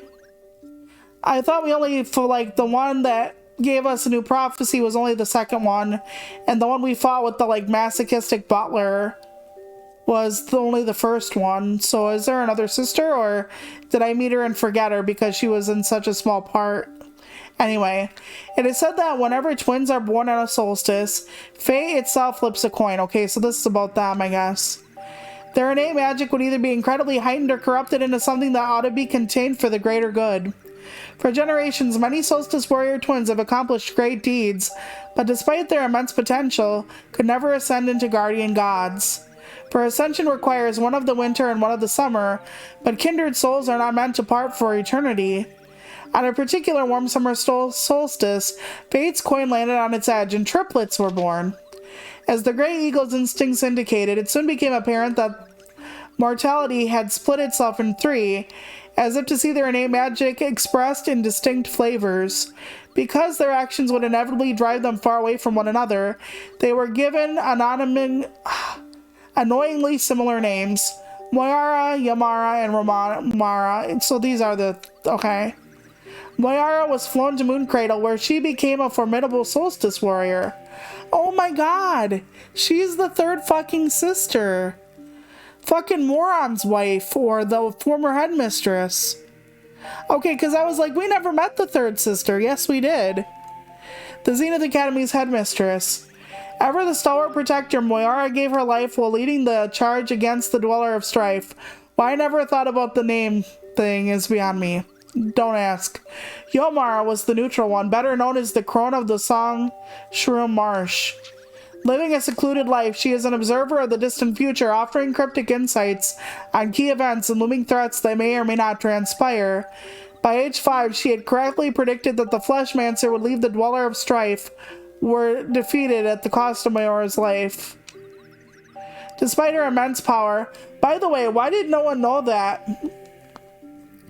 If she predicted it, and it's known that she predicted it, why didn't anyone know that the headmistress was going to fucking die then? I'm confused. Despite her immense power, she remains impartial in all conflicts. Meanwhile, Romaya devoted her entire waking moment to studying what could be understood of the Fleshmancer's ways and developed forbidden arts of her own. Hold on one sec. Thank you, I had to lubricate my throat. Through her understanding of blood magic, she became the first necromancer and devised a way to trap souls within objects. One notable invention of hers is candles that never burn out, noticeable by Romaya's signature green fire. Through her extreme commitment to differing paths, or their extreme commitment, the three sisters have prompted countless musings on the choices one makes in life.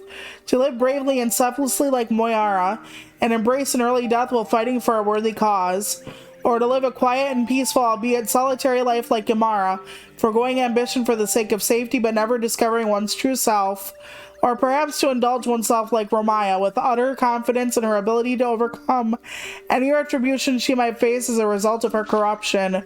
Could the three sisters be a trick of fate, or a spiteful game of gods unknown? Or is it simply that in our search for meaning we sometimes mistake pure happenstance for prophecy? It is probably the best that we shall never know. The end. I do like these. Yes, we're gonna hear all the damn stories. The two alchemists, I'm assuming that's the Archivist and the Fleshmancer. Their history together. Brothers, lovers, I don't know. Countless millennia ago, two powerful alchemists named Roshan and Aephorul set out to create the elixir of life and succeeded. As all things in alchemy come at a price, the gift of immortality caused their bodies to decay, leaving them to conceal their hideousness under colorful robes. Revealing at first the bright side of their immortal coil, they spent reveling at first, not revealing, sorry. They spent centuries nurturing the world and creating wonders to inspire its mortals. Over time, however, Aephorul grew increasingly jealous of the ephemerality he would never taste again. Sometimes that happens. Thus beginning his wicked journey into the forbidden schools of alchemy, a journey which would see every last bit of good in his heart dissipate, as he experimented with soul, bone, flesh, and blood alike. As fate would have it, Aephorol fully embraced evil and emerged as the Fleshmancer, a vengeful immortal plaguing the world with his monstrous creations. Roshan tried intervening the best he could, but all that ensued was unspeakable chaos and collateral damage as the two former friends fought with godlike powers. After much struggle, Roshan discovered the Flesh Minion's only weakness to be solar and lunar magic. Lunar, goddammit. A power bestowed upon those born during a solstice. He began training those children to become solstice warriors, singularly tasked with calling the members of the Fleshmancer's creations or the numbers. But Aephorol's knowledge was also growing. Eventually, he became capable of creating oddities of unlimited potential known as dwellers. They would be impervious to all forms of magic except during a total eclipse, when solstice warriors would have a very short window to attempt taking them down. And dwellers, it turned out, were creatures in development feeding on local life. Left to their own devices for too long, they would evolve into world eaters, spelling doom for all. Armed with knowledge and power, solstice warriors would patrol the world, tracking dwellers to determine which should be taken down during the next eclipse. If they remained vigilant, there would never be a world eater, but Roshan knew such a stalemate would only cause Aephorol to devise something even worse. In a desperate attempt to get ahead, Roshan boldly performed transmutation alchemy on the very space-time continuum itself. After successfully splitting reality into countless timelines and parallel worlds, he shelved his alchemy vial and took up the mantle of Archivist. On a journey across all realities, he would catalog every possible outcome in search of a resolution to the throes of the Fleshmancer. Meanwhile, Aephorol rejoiced at the infinite power of opportunities for destruction that had just opened up to him. To find some measure of peace among their new and mortal conflict, the two alchemists made a pact to let the fate of each timeline play out on its own. And so the game of cat and mouse began, played by the dwellers and solstice warriors on one level, and by Roshan and Aephorol on another. Across a myriad of timelines and ever numerous centuries, some worlds would never be visited by Aephorol, while others would be cursed by his mark. So does that mean Broo gets a world if he didn't fuck Broo over? If Aephorol, the Fleshmancer, never fucked Broo over, does that mean Broo actually can get a timeline where the Fleshmancer never was? And he could be happy. Interesting. Once marked, it was only a matter of time till the world met its finality. After following centuries of a struggle, each world will either be destroyed by a world eater or permanently saved by the ascension of a pair of solstice warriors and a guardian gods. As to when Roshan plans on recomposing the timelines, or whether he knows how, remains to be seen. Interesting. Last story. The Clockwork Castle.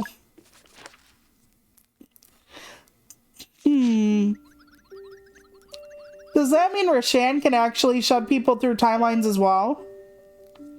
Not just Aephorol? Interesting. When Aephorol first arrived in our realm, he brought with him a group of kid geniuses. If stories are to be believed, Kale and his friends had struck a deal with him to free their people. And in the Fleshmancer's new base of operations, they would toil away creating machines of obscure uses in realms unknown. But such a base had yet to be built, and as always, Aephorol set out to locate the best collaborator there was to be found. He needed someone morally neutral, for it was execution he desired, not competition. With the new layer, he would prove himself superior to Roshan by building a castle that would control time. The watchmaker was the perfect fit. She was only interested in her craft, and otherwise had no interest in Aephorol's machinations. All she asked for in return was a workshop of her own, where she could be left to her devices. Did we ever find out where the watchmaker was? I don't think we came across her, did we, or did we? The deal was struck, and together they designed the Clockwork Castle. The watchmaker began drafting schematics for the kids to start production on, while she handled the more intricate parts herself. The Fleshmancer used child labor. Seems legit. Meanwhile, Aephorol enchanted countless cogs and bricks, giving them an aura of magic that none could understand. Construction was almost complete when Kale and his crew made their move. One night, they flipped exactly the right cogs so that once the castle's movement was activated, its core function would backfire. They had no goal in mind other than foiling the Fleshmancer's plan. Yeah, interesting that they didn't actually, you know, he didn't seek out people morally neutral to build these things. The kids were morally neutral, only the clockmaker was. And in that respect, they'd succeeded resoundingly. What came of the sabotage was that time now came to a halt within the Clockwork Castle. Almost said cockwork. That would be my castle. Or rather, within its inhabitants. And they had played their trick so well that Aeferol didn't even know they'd done it on purpose. There would be no more impressing Roshan this time. But he could definitely see some upsides to a workshop that operated forever. As a final touch, he assured that any mortal leaving the castle would see themselves aged instantly by the amount of time they'd spent inside. Upon completion, Aeferol locked everyone inside for a century, ensuring the watchmaker and the children could never leave, lest they die instantly in old age. The watchmaker thought nothing of it and relished the opportunity to focus on her craft for an eternity. Yet in this time prison, Kale and his friends would have to work day and night. Proud of having done the right thing, it seems they are at peace with their situation. Perhaps getting to be kids forever helps in a way. From day one, they would always deliver while adding just the right amount of breakage to give the Fleshmancer headaches without raising suspicion.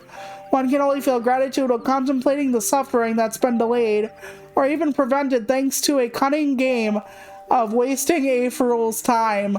The kids would have been future DMV employees. I get it. Okay, we can move on now. When I can actually get out the fucking door. I didn't even talk to fucking Roshan yet. Hold on. Whenever you are ready, the Sky Council should be ready to see us now. Okay, let's go. I'm not even going to talk to Sarai. But where is the door? Hang on. Is it this thing? Unless they want me to talk to everyone first. I'm sorry for your loss. She says, yeah, I hate when people say that. But yeah, that's one of the only things you can fucking say, you know? Can I get out now? Please? I locked myself in here forever. Can I lay down? Can I make the time pass? Hello? I think the door's right down below where that rug is. I tried it already. Then I don't know. Yeah, I thought they were telling me where the light was as well. And then I was like, nope. But I've talked to everybody in the room. Do I rest by the fire? Okay, if I rest, they'll let me out of the room. I'm pretty sure. Alright, here we go. I had to rest. Okay, there we go. I was gonna look for a fucking person selling items, but I'm just gonna leave now. I wasted enough time. We better go now. And hope to God that there wasn't a huge fucking upgrade I missed. Actually, isn't there at least one item? Hold on. That I have for some fucking buddy and I don't know who it is. Oh wait, the Oaken armor is worse. Okay, okay.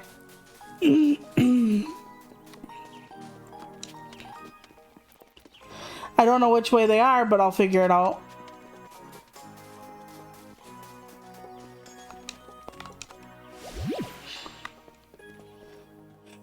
Okay, here we go.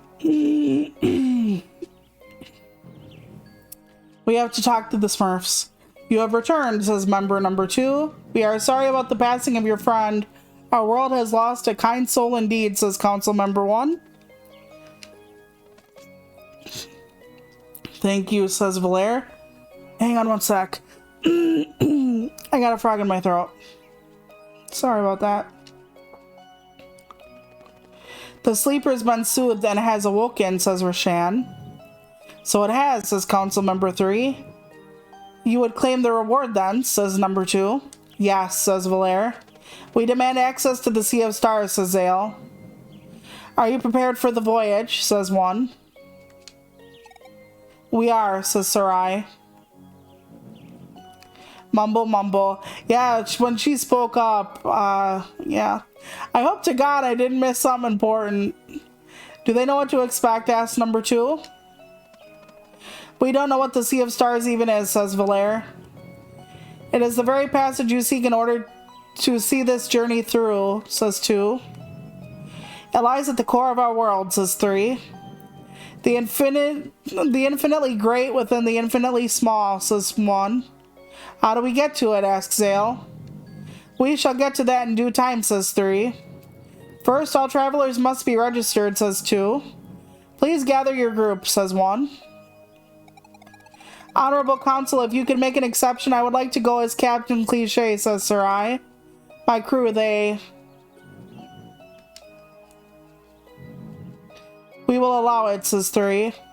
Thank you, says Sarai. I wonder why she's hiding still. Okay, let's gather everyone and form a line, says Sarai. I wonder who's not going to be registered. And if we are the gods Solon and Luana, aren't we gods like these? Or are they different gods? Or are these demigods? I don't know. Present yourselves, travelers, said 2. Solar Blade Dancer Zale. Next. Lunar Monk Valere. Next. Next. They don't even let Roshan say shit. I know they know who he is, but... Pirate Captain Cliché. Next.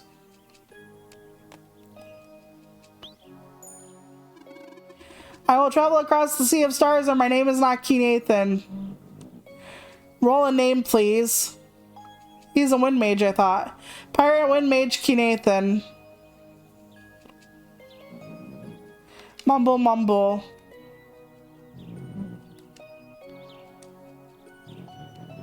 The error must be on our end. We will disregard it. Interesting. What is wrong with Key Nathan? Interesting. Yep, there's Valtrade. Pirate Quartermaster Jacko Valtrade. Next. Yeah, Key Nathan's not registered, but Valtrade is? Ah.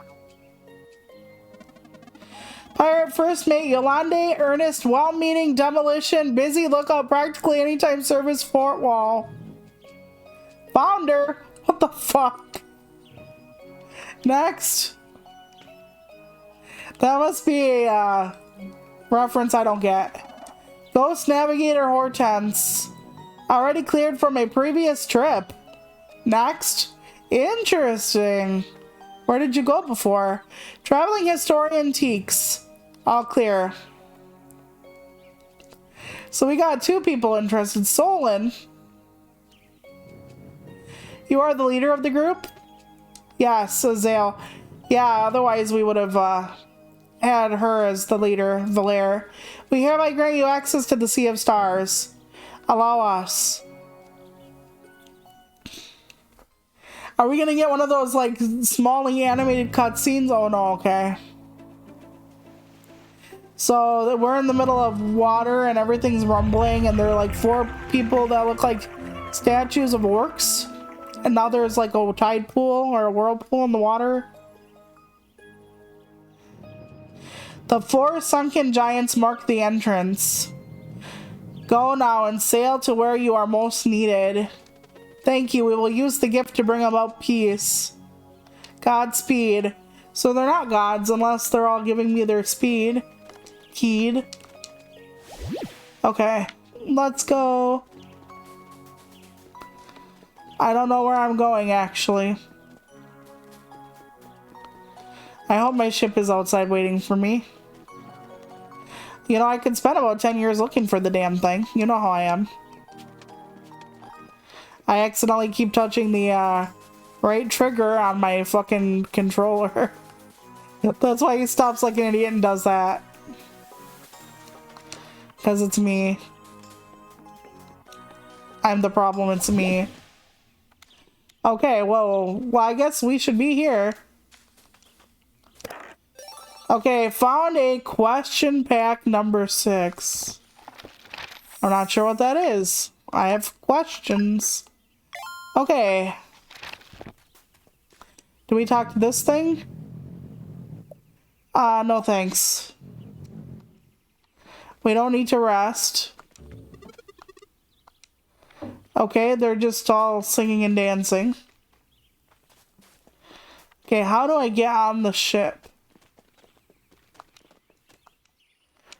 I mean, nice to know they're happy. Maybe down this way. Might take me like 15 years to figure out how the hell to get out of here. I just came from that way, unless I have to walk.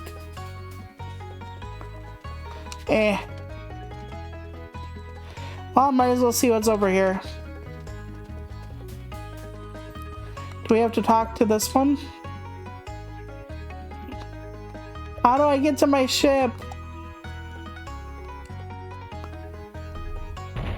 Yes, kick me. How do I get here?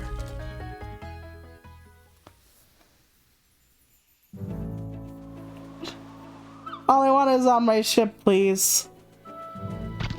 Oh, I must have been in the right place. Okay, there we go.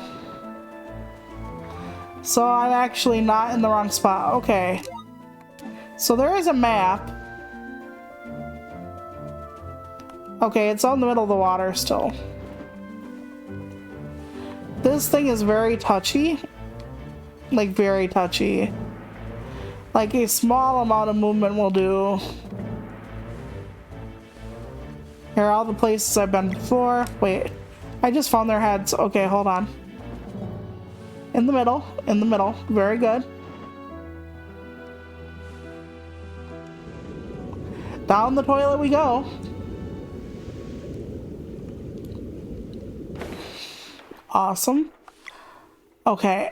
It's not going to tell me where to go now, so there must only be like one major place to be. Okay, so we'll just drive along then. My god, the handling is so something on here. Okay, hopefully this is it. Trek to the center of the world. Yep. Here we go. Alrighty. Doesn't look like there's anything above. So, here we go down below. Good thing there's water there. No, that's okay. You don't have to be active anywhere. Just enjoy yourself. Alright. We got critters. I don't know what they do, but we're gonna have Zale attack that one. Time it right so the lock gets broke. Very good. Very nice.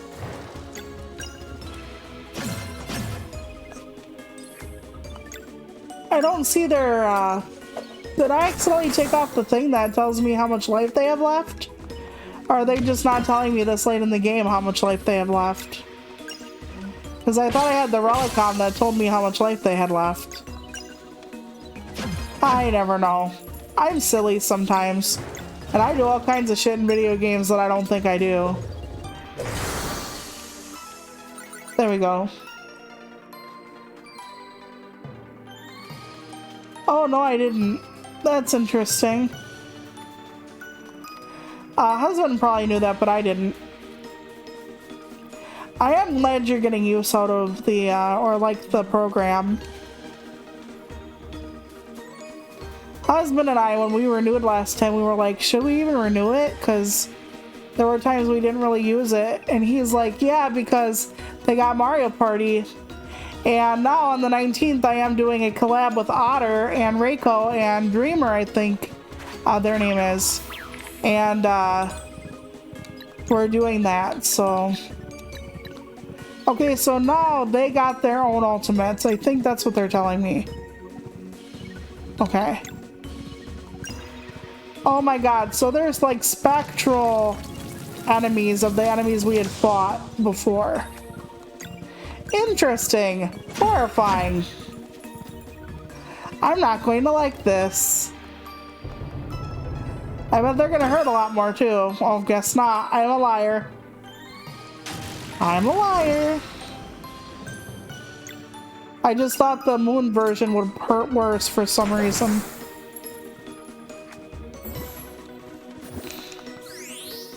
Let me just, yep, okay. Okay, 2 locks. Zale can click this. And then I could Moonerang for Valair, but I have to do like Moonerang times 4. So we're gonna have to be careful. Like, can I do it? Probably not.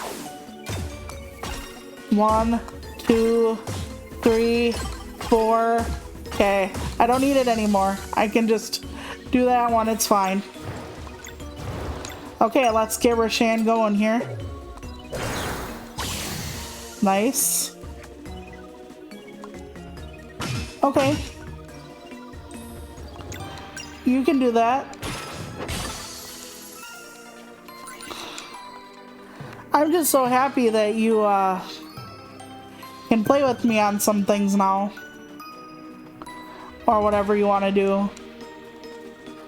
I've been thinking about that for a long while. I wonder how far down into the earth we're going. Yep, we are going through all the different animals we had fought at one point. I wonder if we're going to have to fight celestial versions of the enemies or the bosses. Like a boss rush. That would be something. Please God, no game devs plucks. Okay, still not bad. And I know I'm still on pussy mode, so... There we go. Okay, there we go. Lock, yes. Okay, we broke the lock. Honestly, it took me forever to realize when they said lock what they actually were referring to in this game, but... We're doing good, we're doing good.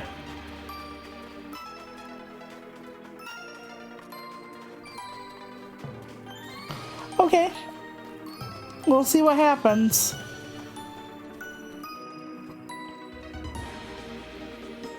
Sounds good. Oh, pretty. I fucking love stars, by the way, if you couldn't tell. With my lore and shit. Okay, where are we going, though? Let me out. Okay. At first I couldn't. Oh my god, we're actually floating on the sea of stars. Okay, wow, okay. Ah, game devs, this is fucking beautiful. Okay. I'm moist now. Salivating. Okay. Let's go into the sun. Oh wait, it's guiding us. Oh my god, warp speed! Oh my god! This is fucking incredible. This is fucking incredible. I hope all I have to do is drive in a straight line though. Because I have no more map, and if there's something small, I'll miss it. This is gorgeous. Do I have to go back? Probably not. I probably have to go forward. This is so cool. I wonder if I'm doing the right thing though. Maybe I should go back toward the solar flare. Then again, something really blue is coming into view slowly off to the left here. I could just drive all night, I guess. It could just be more, you know.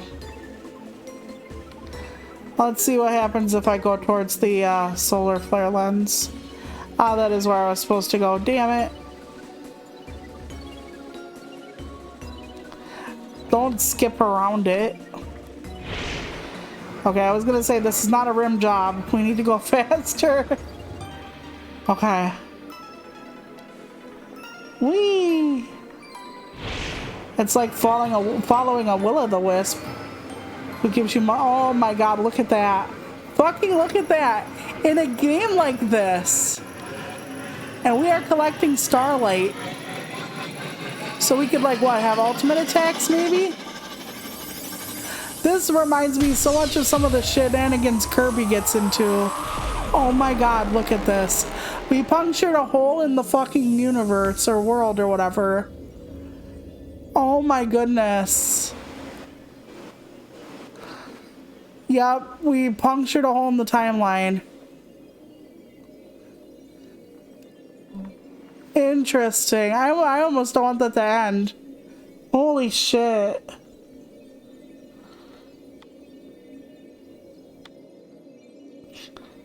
Interesting. Yeah, I think that people utilize everything about what they know about science based on what we know about us. Like, oh, there can only be life in a Goldilocks zone. Oh, there can only be like carbon life-based life forms, blah, blah, blah, blah, blah, blah, blah, blah. I don't think that's true necessarily. Okay, it's dark in here. How far from home are we? Asked Zale in the darkness. Blair just says nothing. We are on autosave now.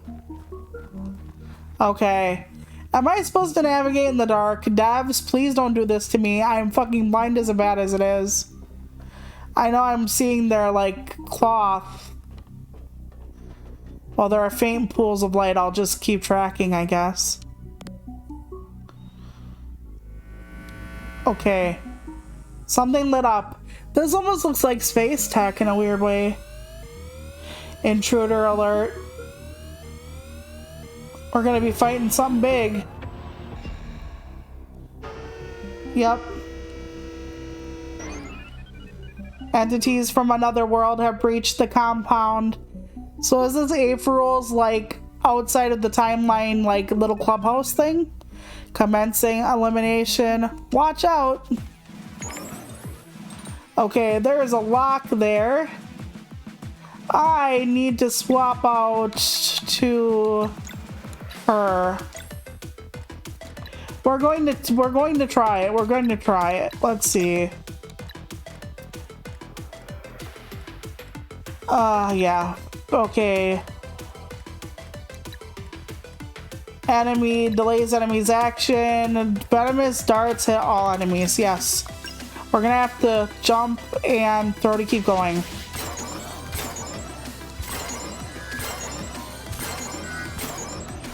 I can't do that very well, but I did it well enough. Okay. He's gonna attack, and if we do it right... Damn it, I did not do it right. God damn it. Stop sucking me off. Okay. Yeah, I thought so when I saw it. I was like, this is goddamn beautiful. I should probably be going after its arms, so let's see what happens. Oh, there is only one thing to attack on here. Okay. I thought it was like one of the ones where you have to like hit the tail or the whatever.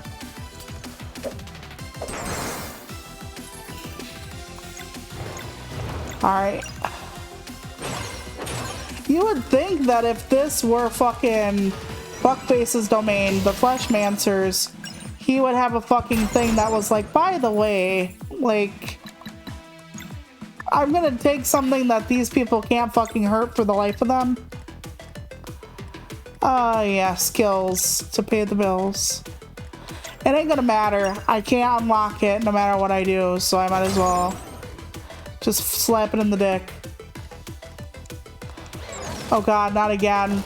Don't tase me, bro! God damn it. Okay.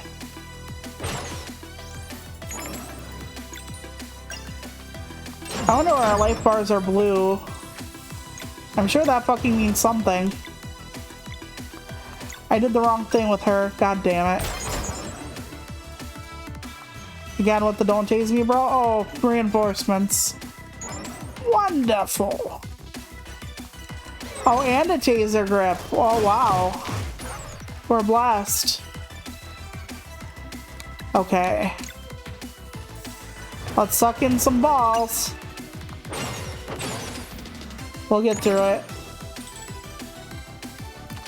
Oh my god, okay. This ain't gonna go well. At all. We will attempt the Moonerang to stop this thing, but it is not going to work because I'll need to... Yep, there we go. I was gonna say I'll need to do too many and I freaked out. Oh, well that sucks. Is that gonna be for a certain amount of turns or... Oh, that looks like a sunball almost. Again, delightful. Can I hit this thing or am I not going to hit it till the other thing dies? Okay, that is just hitting the, So I'm gonna hit the drone for now. That might be a mistake on my part. I'm not gonna bring Roshan back up for that drone because honestly it isn't gonna fucking matter. Okay, I destroyed the drone that put up the max shield and it did not go down. So that tells me I have to just kill the damn shield regardless of what happens. Alright, that works for me. Sunball. Oh dear god, I targeted the wrong asshole. That's okay. Yeah, I am looking forward to it if done correctly. Husband said something about us playing it together and he's like, I know you won't want to do that. I said, you know, the only reason why I didn't want to do it is because at one point I wanted to play it with him and on stream and then I didn't play it, so okay, so now does that mean I need the sun energy to get him undone? I'm not entirely okay. Now it's red, so maybe it just means that it's almost ready to get off me. I'm hoping. I'm having to go through and see what this game does or doesn't do. Like, does the red mean it's almost broken? I hope so? I don't know. I know, we're gonna get shocked to death again. After being sunballed, of course. Okay, let's suck in one. Nice. Then let's suck in two. I know I can use them for locks, but they can't stay on the floor anyway. Okay, Valair. Let's just do what you can do. And sometimes open world is nice, and sometimes I get lost. Ah, fuck my asshole. Okay, we're gonna have to get rid of you. You decided to be a pain in the dick. So we're gonna have to get rid of you. Because otherwise, all you're gonna do is keep putting more shields on this goddamn thing. And it's not gonna help us at all. Yeah, are you gonna give yourself a new shield? Yeah, you are. Oh my god, I hate this. I fucking hate this. Yeah, because now it can just keep attacking us no matter what we do. My asshole. Okay, first of all, I hate this thing. I wonder if he can just bring out more people though, or more critters, so I'm not sure if I'm doing this right even. Okay, we almost got it down. I'm gonna have to see how I heal in this realm. Like if it even matters. Watch, it'll just fucking take a new shield up anyway. Okay, I guess not. Okay, but now it will. God damn it. Well, this fight is gonna be annoying as shit, yo. And this thing ain't even the final fucking boss. Okay, how the fuck do I do this? Sunball maybe? If I do this, it'll hurt both their shields. Okay, it hurt his, but not enough. And by the time I get him down, he can just put up a new one. Oh my god, please no. Okay, but that's what his next one is gonna be.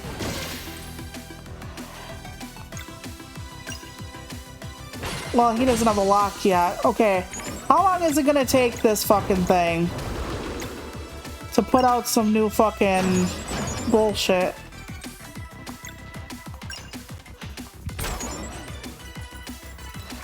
Is it already gonna do it? No, not yet. God damn it. I'm gonna have to heal now. Combo. Not conflict rate. Mending light. There we go. Stands right by the enemy. Okay. That was at least somewhat helpful. Okay, ultimate. Yes, let's fucking go. What is her ultimate? Oh my god. She becomes one with the moon. Eee. It's raining pain. Holy shit. It's a vertical Kamehameha. Jesus H. Christ. Oh no. Oh no.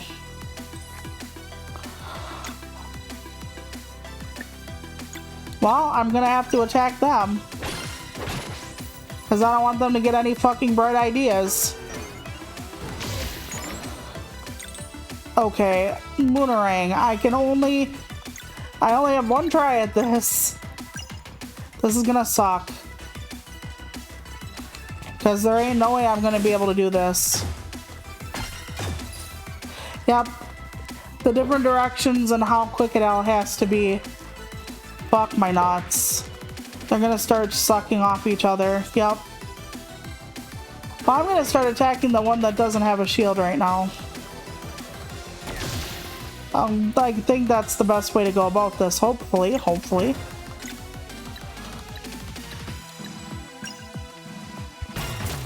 My god. Alright, there we go. So their stuff is down. It isn't too bad.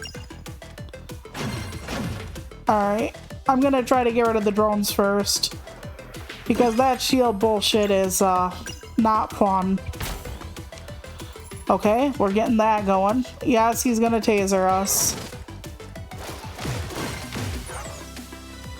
I can't do the tapping very fast, but I'll try. Oh god. Well, you're not gonna actually put a new shield on anybody yet, so that's not a bad idea. Oh, I was wrong. Oh, you redid it on him. That's fine. I wasn't even attacking him on there yet. Like...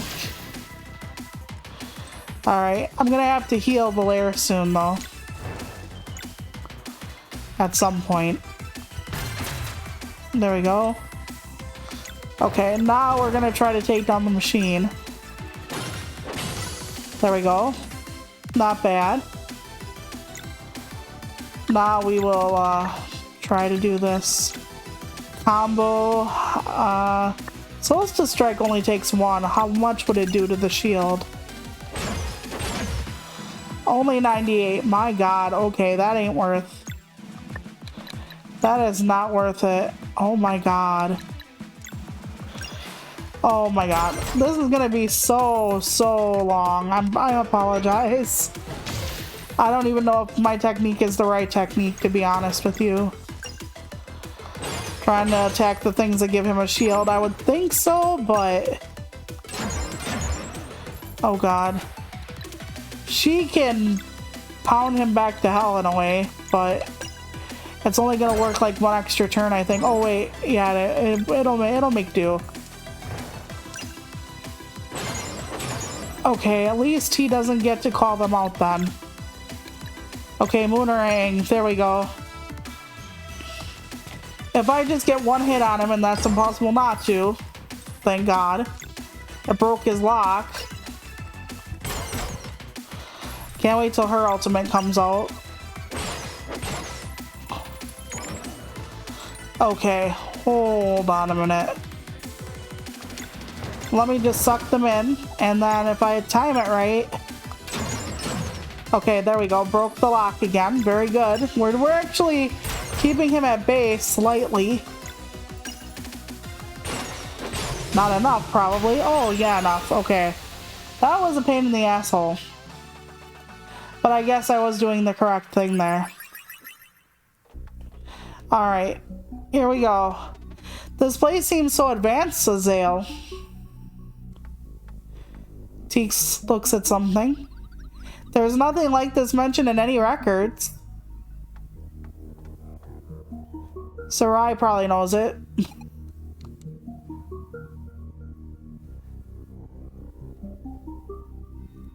Yep, something's under her thing.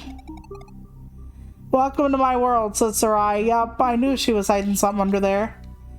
We desperately need you, says Sarai. Sarai, says Zale. Why didn't you tell us? I couldn't find the words, she says. Would you have stuck around if you knew? Yeah. I blame Milena for this in Mortal Kombat with those big ass teeth underneath that fucking mask. Cause I was like, something's up with her. Of course, we'd be nowhere without you, says Valere. My world fell to the Fleshmancer a very long time ago. It's completely lost. Up above, Skybase produces nasty clouds that prevent sunlight from reaching the surface. And the moon, he sank it into the ocean. Wouldn't that fuck a world over, like utterly? Do you understand? She asks. The moon and the sun disconnected. He did that so they couldn't, you know, says Valere. No more children of the solstice, says Zale. Exactly. Will you help? She asks. You know we will, says Valere. Where do we begin? Asks Zale. By visiting my home. I have been away for far too long. My people, are they like me? Yes. One by one, they were turned into cyborgs by the wicked Catalyst, a sentient evil machine. Cursed by immortality in this form, my people linger helplessly while the Dweller of Dread slowly feeds on their souls. Sarai, I'm so sorry. You can help. This is exactly why I left. To find Solstice Warriors, to find you. If we can remove the clouds, the moon will shine again. Then the Dweller of Dread will be made vulnerable, says Zale. We will cleanse your world, I swear it, says Valere. And I swear it too. Thank you. Getting to Skybase won't be easy, but a lead might have been found while I was away. Let's make for Rapine, my hometown. I want to show you what we are fighting here. What about the Fleshmancer? Asks Valere. His lair lies on a flying piece of land. I have absolutely no idea how to get there. Okay, first things first, let's visit your place, says Zale. Rapine is on Cerulean Island, east of the exit from here. The derelict factory might prove a challenge, but I suppose we've been through worse. Alright, lead the way. Okay. Here we go. Unless this wasn't the way I was supposed to go. Thought it was, though. Okay, it lies east of here.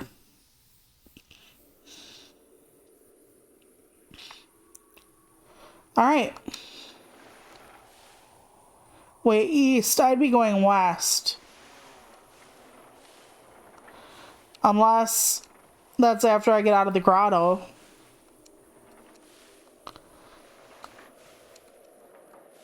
Okay, I can't leave this way. Okay, so I have to go back around. Okay, because I'm like, that would only be west. Alright, alright. I needed to do that many times to make sure it wasn't me fucking up, because it could have been. There wasn't even treasure in there unless I didn't see it in the dark. Yeah, Fuecoco was mine. Okay, hold on. I couldn't get through that way. So I went the other damn way. And then every time I tried to move away from the dock, I kept going back out of the ship. So what did I miss? Unless that was my error over and over and over again. Knowing me, it's quite possible. But yeah, I love Fuecoco. I absolutely love him.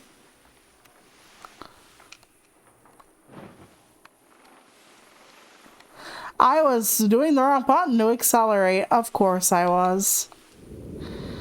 Oh my goodness, golly goddamn. Okay, never mind. I needed to use the X button, and I was using the A button like an a-hole. Yep, there's the island. Oh my goodness, her world does look different, doesn't it? No, not travel to the home world. She needs our help. We'll see what happens now. This has to be the island, technically.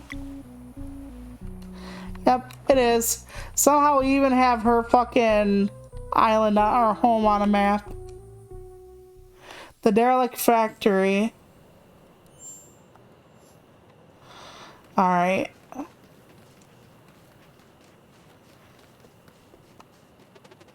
It's locked, but it looks like the roof is accessible. Okay.